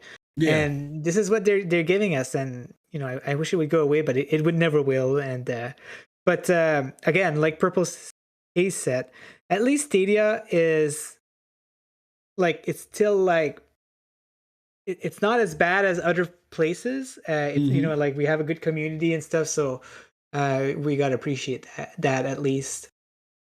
Yep. Pete, what do you think? What do you think about this trend, this focus on the polygons and compute units? Are you with Hayes, where this really isn't that bad, or do you think that there's something that Stadia could do to make it a little bit better? I mean, what do you think? Again, Purple Haze and Ninja Guy both basically just nailed it and expanded on it. I'm just going to keep this short and sweet. Overthinking is going to be the death of a lot of people and the cause of a lot of problems. You're trying to react and think about things that you neither know about or have any control over. And it's driving me up the wall seeing it, because you have all of these random people trying to guess what's happening or call Google out for not doing this, call them out for not doing that, when in reality it's not up to them. Yep. I guess. Yep. The point being is, like I say, they both virtually nailed it. I really can't say much. Is overthinking is a problem. People struggle with taking things as they are and as they come, and instead of living in the present, they try to focus on the future, but it's impossible to know what's going to happen and when it's going to happen. That's the one thing you can't control, period. You can't, just can't. So. No, great. All great points. All great points. I'm going to say this though. I'm going to, even though I think in all of our individual cases, it's safe to say that we're not one of these people that are like wagging our arms and walking off crying because of pixel counts and stuff like that. And again, nothing against Original Penguin, because Original Penguin does a fantastic, I love what he does. Yeah. He does a fantastic job, and that's a great resource, because it's going to be a segue into our final part and to what I'm about to say, which is, for playing devil's advocate. That there are people that just that are, I mean, whether you think it's superficial or not, there are people that are stuck on that. They love their pixel counts. They love they love that performance. They love counting the sharpness of the edges and the anti-alias and all the other stuff. And there's just other technical things that they're engrossed in when it comes to gaming at that juncture, and whatever, that's fine. And to that point, Stadia did like open the door to those people because they said, the people that understand 4K 60. So we can't, even though I think the majority of the Stadia gamer, which is us on this panel, we're okay with the trajectory that things are going. There are those that are making some noise that fit into that 4K 60 realm. I will say this, and if anybody wants to pick up on it or respond to it, please do so. I will say this, that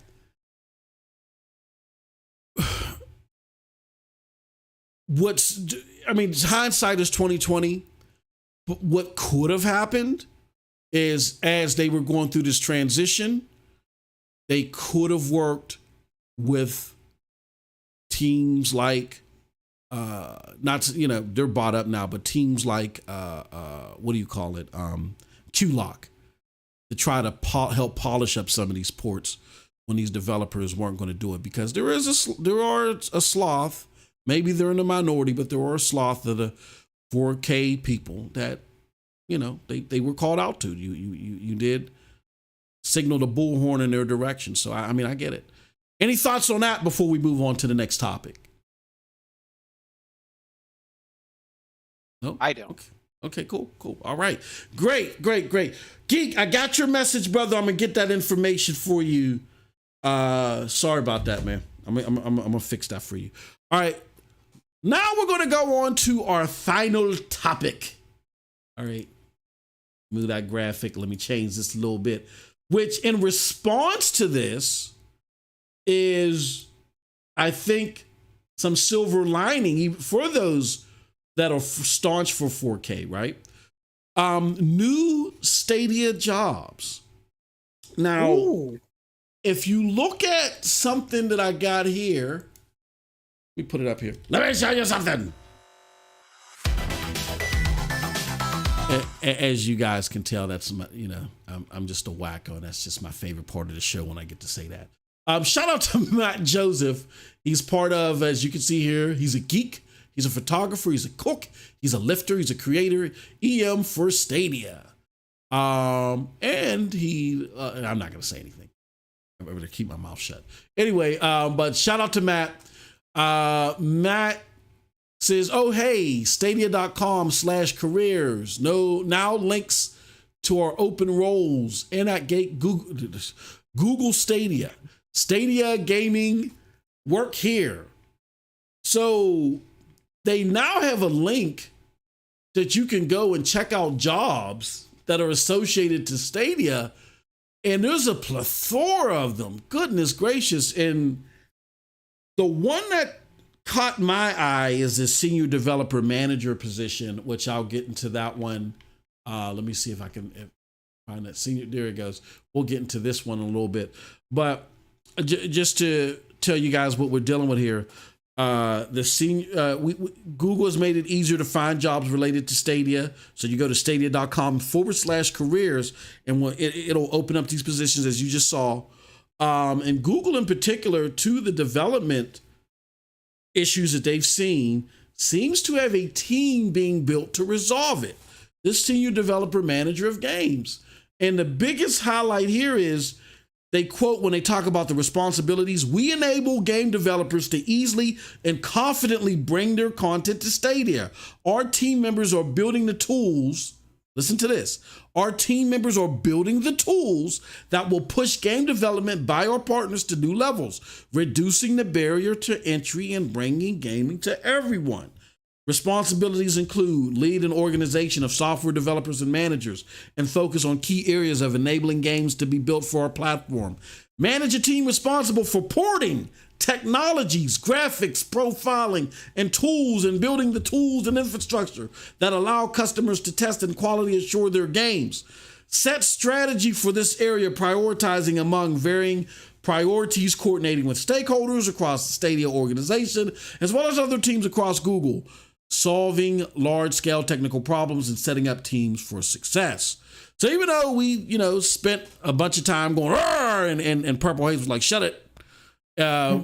It's not like that like Google as an entity isn't aware that this is something that they may want to address, regardless if it's fundamentally with the developers or not. They're working on it. And it looks like they're working on it in a major way. So my question to Purple Haze, first off, is do these positions signify to you that Google is aware of some of these porting gaps that Stadia may be going through and they're working to address them? Yeah, I definitely think it. I just want to call out that they're asking for a PhD in computer science with 5 years of experience. I think that's kind of funny.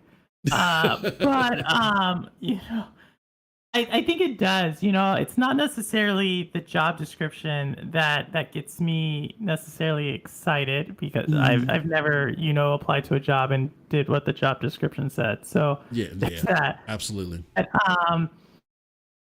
But if we go back, if you were to scroll up, and when you talk about porting tools, you talk about profiling, imagery profiling, so forth. I mean, Stadia's been doing this, right? We just did a developers conference about a month ago, and they talked about some of these innovations that they had in the cloud. So what I'm excited about is the fact that they're expanding on that, and that they are putting capital into the team. Kind of more the directional stuff is what I'm looking at. Is you don't get headcount approved unless you can show that what that's going to do later on. So that's what I'm really excited about as far as just the roles and which one's great or not. Sure, I'm sure there's someone at Stadia doing this job now. I'm really happy for someone expanding the team. I think this also starts to signify that there's going to probably be a lot more games coming over. Now, I don't want to about that necessarily means all the AAA bangers. I do think that signals that they are seeing that there's going to be a need to have multiple teams working with different clients, different groups, bring those games over. Yep. Great observation. Ninja Guy X, what do you think? Do you think that this signifies that Stadia is aware that there are gaps going on and they're just not resting on their laurels? They're working to address it. What do you think?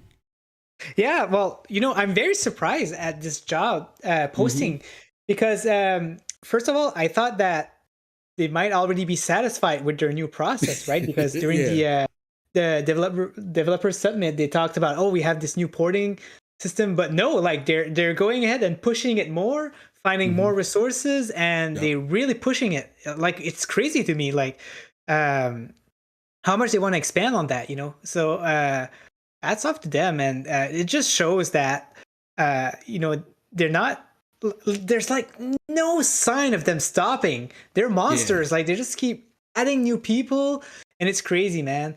That's all I had to say for that. But as a side note, I told my spouse that, hey, if I ever want to get into game development, would you be willing to relocate? And she said, she's like, if it's your dream, I wouldn't mind at all. So I find it was cute for her to say that, because I see these jobs, right? They're really tempting.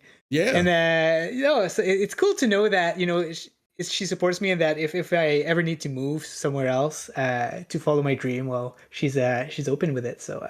Very cool. But yeah, no, that has nothing to do with that. But it's crazy that Google is expanding like that. Here's something that is interesting that you bring up before I get to Pete. When I used to manage, now I just do project management. Because I'm telling you, I would rather give an arm than to manage people again, and especially manage managers. Because what's the difference? Oh my God! Yeah. Well, when you manage at all, it's not about your individual effort. Well, your individual efforts are assessed by what your team does. You know what I mean? So you could do everything, come up with meetings and meet with them regularly. Do the you know what I'm saying? Do the analyzing scrums and stuff. And all that other stuff. But if your team is underperforming, that's a reflection on you. You could be doing all the corrective action. And the thing that was problematic for me is for a while, and I had to fight for this to happen, for a while, I didn't get to select the people. So it would be people, it would be managers, my bosses, that as crazy as this sounds, had no effing clue on what we did. All he or she knew is that we kind of did ABC, but they didn't understand the type of people that we needed. So they're hiring people for me. These people aren't working out, and I'm getting assessed on them. You know what I mean? So that's, oh my gosh. Yeah. So that's problem one. Problem two is when you're managing other managers, there's a, They don't want to hear it, right? No, it depends. It depends on what type of culture you create there. Like, I always created an open door culture because I always think transparency is the best way to manage. You know what I mean? So, but you always have managers that are trying to become your favorite. And so what they're doing is they're eye spying other managers all the time. And, well, yeah, Susie, no, she was late, or, Susie didn't reprimand so-and-so for not wearing the right shoes to work. You know what I'm saying? Like crazy stuff like that. So you got to deal with that a lot.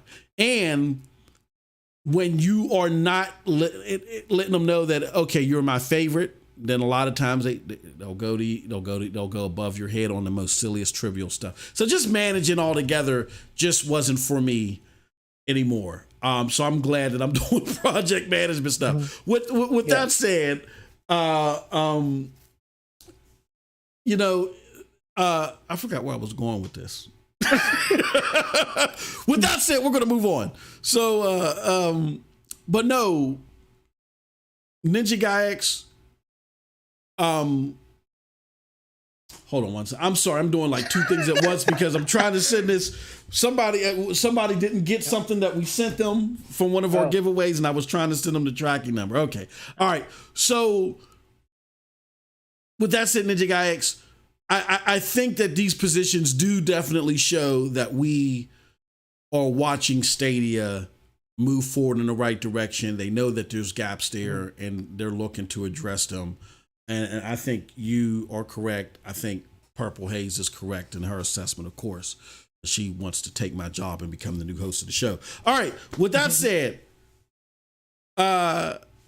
Pete, what do you think? You think that Stadia is just sitting on their hands, or they get it? They get it, and they're making moves in the right direction. Dude, they've been making moves behind the scenes, and I've said this plenty of times.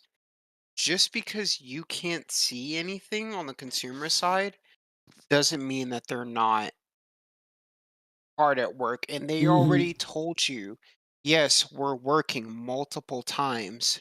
And it's like people still want to doubt it just because they're not seeing the results right away. Yes. So they're just saying that, oh, nothing's happening. And it's really, really pissing me off that people can be so impatient, dude.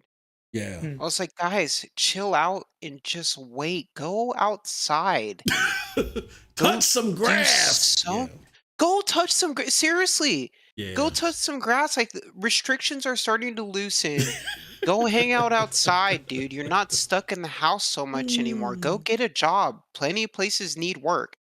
I am tired because ain't nobody at my job want to work, or people just aren't hiring. Like, go do anything except wondering about whether or not a company is doing something because you can't see it. If your job and you just worked and made money, you wouldn't care so much about what Google's doing, and you should care about whether you have money to actually go enjoy yourself or not. I do. I'm enjoying myself. So that's nice. I don't care what Google's doing. I don't care what Spotify's doing. I don't care what 2K is doing. I don't care what Square Enix is doing. I play all of their games, but I'm not sitting here wondering what they're doing. I'm just playing my games like I always do. So point is, go outside. Don't worry about what Google's doing because they're certainly not wondering what you're doing. That's simple. No, great point. Great point. I mean, and I got into a back and forth with somebody. They're going to remain nameless because this person always, their goal is to hate on Stadia. But like Aminar is in a chat, and he loves to get a rile out of people. That's just what he's been doing that for years. So Lofi, don't feel bad. He likes to do that. But this one person, I think they take themselves seriously and they think, oh, I got information. So we were going back and forth and they were like, Stadia's not serious about this porting thing. They don't care. They only have 3 people assigned to it. And first I ignored it. And I was running some errands today. And then it hit me like, no, this rocket scientist is talking about the emulation thing, the track that they were talking about. That's a completely, totally different process. They're not talking about, like, they hired 3 people to test that out. Nothing has been released on that yet. The low change porting is something different. Like, what are we doing here? So we're looking for things to hate and be mad about and to say Stadia's not moving fast enough. But to your point, Pete, Stadia only made this pivot where they were creating the low change porting after they talked to the devs only a year ago. It's only been a year. Things just don't move that fast. And if you, like, for example, Microsoft, Purple Haze will get a kick out of this. Microsoft's been telling you since 2013 that they were going to start dropping these caliber type of games. And it took them 7 years to buy the studios to do that. Stadia's only been at this low change porting thing for a year. Give it like Pete said, give it some time. You tell me when Microsoft gets mouse and keyboard support for xCloud, and then we'll talk about things taking forever. Exactly. I mean, yeah. People are just ridiculous with this. And cloud gaming is not, I mean, yeah, okay. People say, well, why don't they just spend the money for the games? Look, trust me. If GFN's porting process wasn't so simple, they wouldn't be spending the money for the games. The same with Luna, the same with anybody, all right? It's just that Stadia's, it's not cumbersome, but it's different. It's a little bit more involved because they're their own sole platform and they're not a catalyst to something else. With that being said, the ceiling is too low for cloud gaming for someone to justify to an investor. Yeah, we're gonna keep paying year in, year out. We're gonna keep paying $20 to $30 million for a port. That's not how the world works. All right. With that said, we're going to close out with this real quick. We're going to start with Purple Haze because we're running out of time. Haze, particularly with this senior development manager role, do you think that it's an effect? This and what they propose in the job description? I get it. You know, normally the job description overshoots the moon sometimes on what you're actually doing. You know, but do you think it's heading in the right direction to address the porting needs of Stadia? Oh, for sure. I mean, without a doubt. I mean, it's a pretty easy one. I think I'd be kind of interested to see someone argue the opposite. Maybe Anamar, we can have him on here. But I think that would probably be a pretty solid intellectual battle there. But yeah, of course. I'll pass it to the rest of the panel. Oh, the bird! Oh, Avanar, don't feel bad. She didn't mean it. I love it. Let me see here. We got somebody else that's new. Foso and Elsa.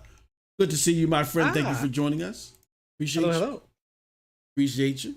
Ninja Gaix, what do you think? You think this is a step in the right direction? And the reason why I ask is because, you know, again, to the same Mensa candidate that I was referring to earlier that will not be named.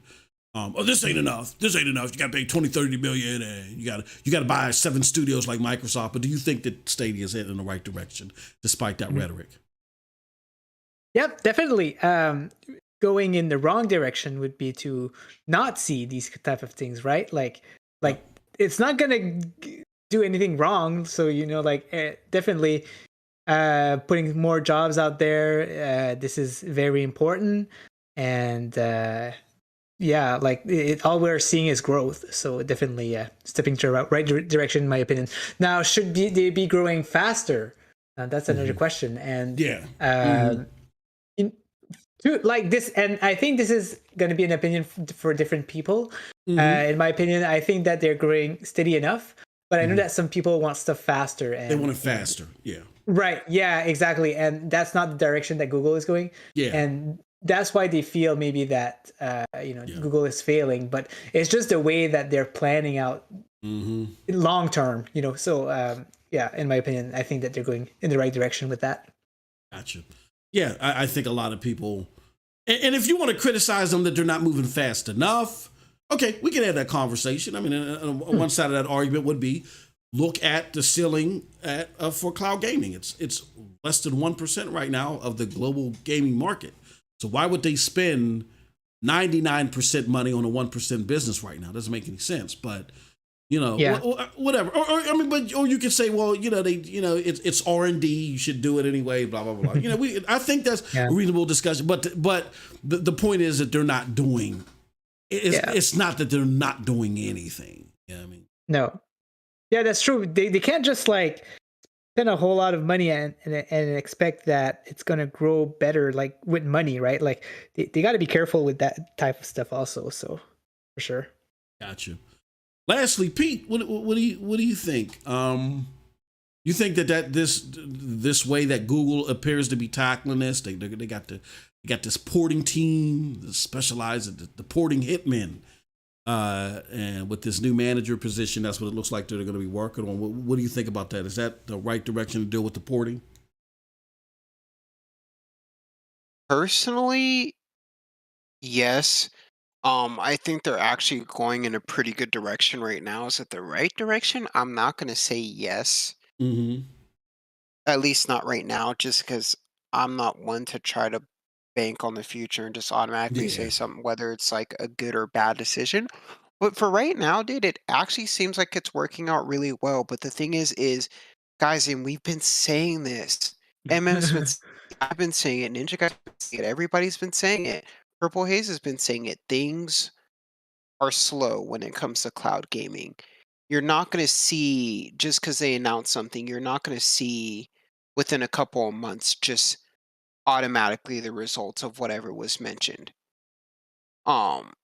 It takes time, especially with cloud gaming. But I do have exciting news, is that cloud gaming is no longer a 1% business. So that's also nice. Maybe on a wider scale it is, but it actually recently increased by went up to 3%, I think, and it's expected to double again within the next year.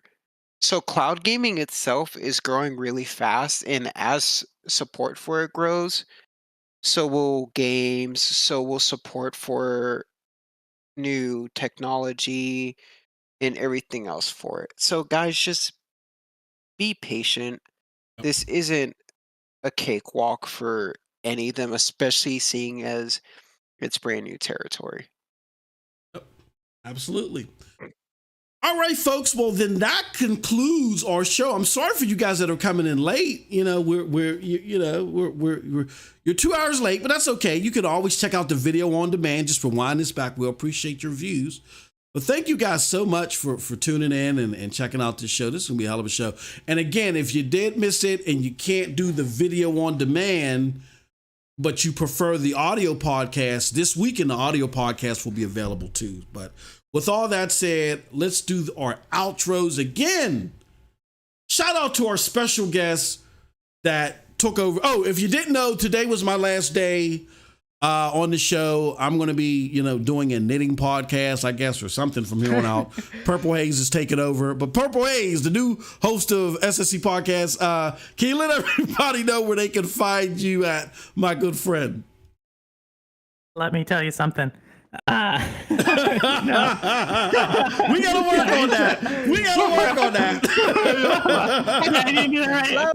Before we pass the baton, we gotta work on that. Checking. I tried to get my voice deep, I couldn't do it.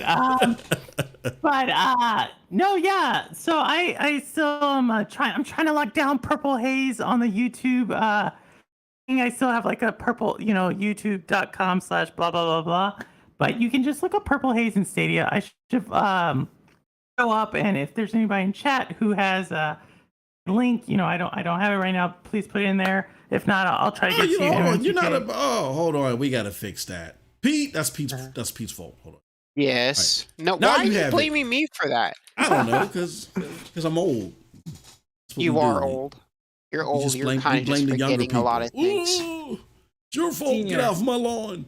There you go, Purple Haze. It is now. You now have the capability to drop that link. Please grace us with your link. Definitely, I'll get it in there. Give me a second. But yeah, I have I do a show when I interview a content creator. We really dive deep into who that is. Hopefully, I have the MM2K Pete as well as Ninja Guy X. Hopefully, I can showcase you all on the show. But also, I co-host with Lo-Fi Monk in Clouded Thoughts on Friday. And then you can also, if you want to just really get to know me more, I'm really engaged with the chat when I play. I cannot promise you I'll beat the game when I stream and play and talk, but I will definitely answer all your questions, try to entertain you as much as well as get to know you. So that's me. So thank you again, MM2K for extending the offer, and just Pete and Ninja Guy X for just being great co-hosts and welcoming on the show. So thank you. Awesome. All right, and you did a great job. Definitely. I mean, we are temporarily joking, I guess, unless there's a coup, unless her, Ninja Guy X, and Pete get together, like, yeah, let's chuck his ass out of here. But no, she's done a fantastic job. You just got to snip it. Thank you, Main Games. I think he put it in there. So thank you, Main's a great person as well. So thank you, Main. Yeah, and shout out to Main too. Yeah, definitely. Good to see my good brother Main. Hey, Main, do me a favor.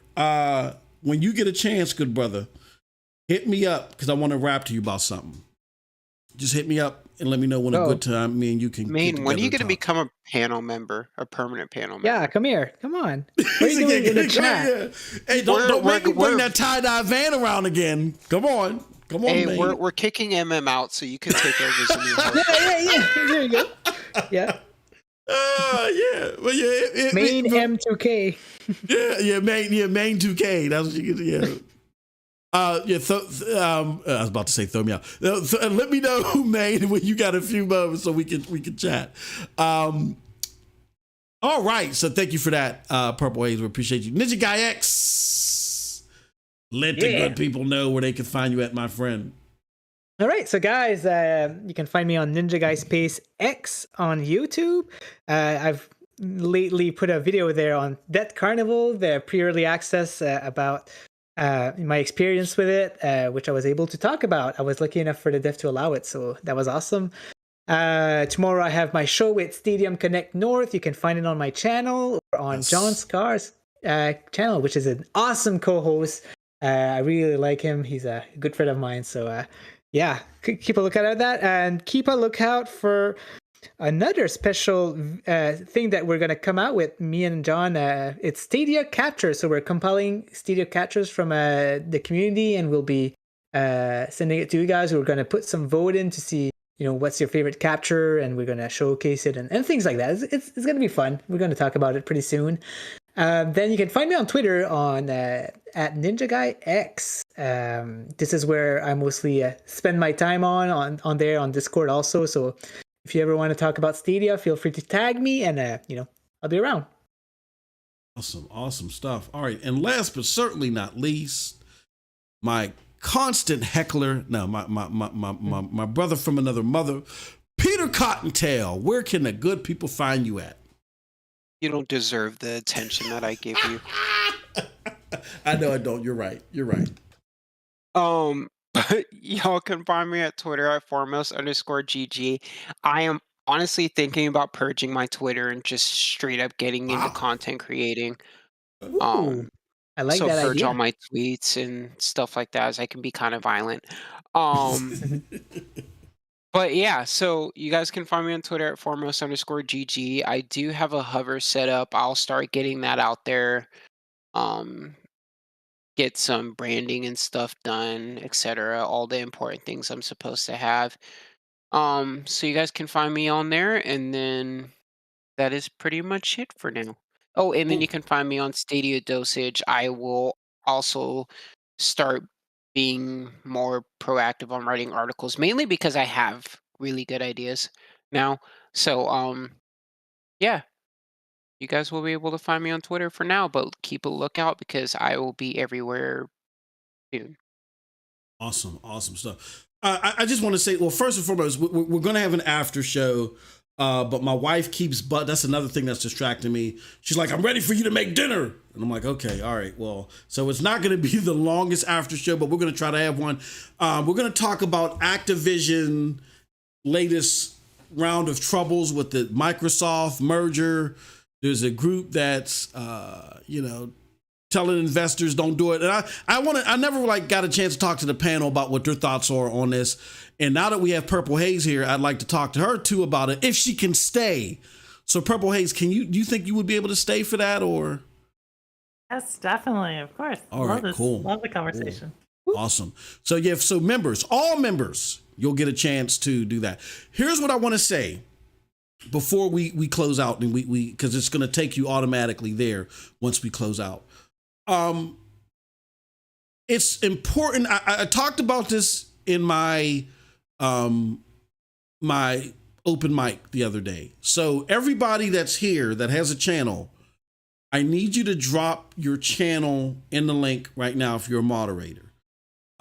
We got to do better. The older podcasters like myself and whoever else, we got to do a better job at highlighting the new talent. I mean, we got Purple Haze, we got Lo-Fi Monk, we got even Ninja Guy X, who, we were honored with his graces with the phenomenal job that he did in the Summer Games last year, I believe it was, right? Right, Ninja Guy? That's where I started content creating. So shout out to all of you guys who helped me out into starting that up. And these guys now, I mean, I could say it, they're starting off and they're showing a lot more talent and a lot more promise than some of us that started off years ago. And I mean, I'm including myself in that. We got to do a better job at passing the baton so the new talent gets spotlight on them. We can't always play gimme, or be in this silo or be in this hub. So main games, Lo-Fi, Purple Haze, you already did. Drop the links to your stuff in here. PSX Cloud, you're not, hold on. I'm going to make you a mark right now. There you go. You do the same. We got PSX Cloud. We got a slew of people that are creating content. Nerds World. I don't know if you're watching. Drop your link. We just got to do a better job at this. And I'm calling out my senior people because I got to be controversial. There's got to be some rhythm. But no, I'm calling out my senior people. I'm glad that we got our views and we got our systemic members and all the other stuff. But if we really are community based, we're trying to keep the emphasis and the enthusiasm of this platform rolling, and we only do that as a community. So if you could just take one person and spotlight them, get them an opportunity. I think it'll be better for all of us in the long run because it's going to come back full circle. So I'm challenging some of my other big wig people. Let's put a spotlight on some of these other great content creators. Let's keep passing the torch to make this community even better, because it's already great, but we can make it even better. All right. Those are my thoughts. All right. With that said, I've talked enough. We're going on to the after party. Just give us a few minutes to set up. And if you're not a member, you can fix that right now. Hit that join button. All it takes is $1.99 to become a member, and you get to hear Purple Haze intimidate us even more over there. All right. So with that said, I appreciate all of y'all. Thank y'all so much.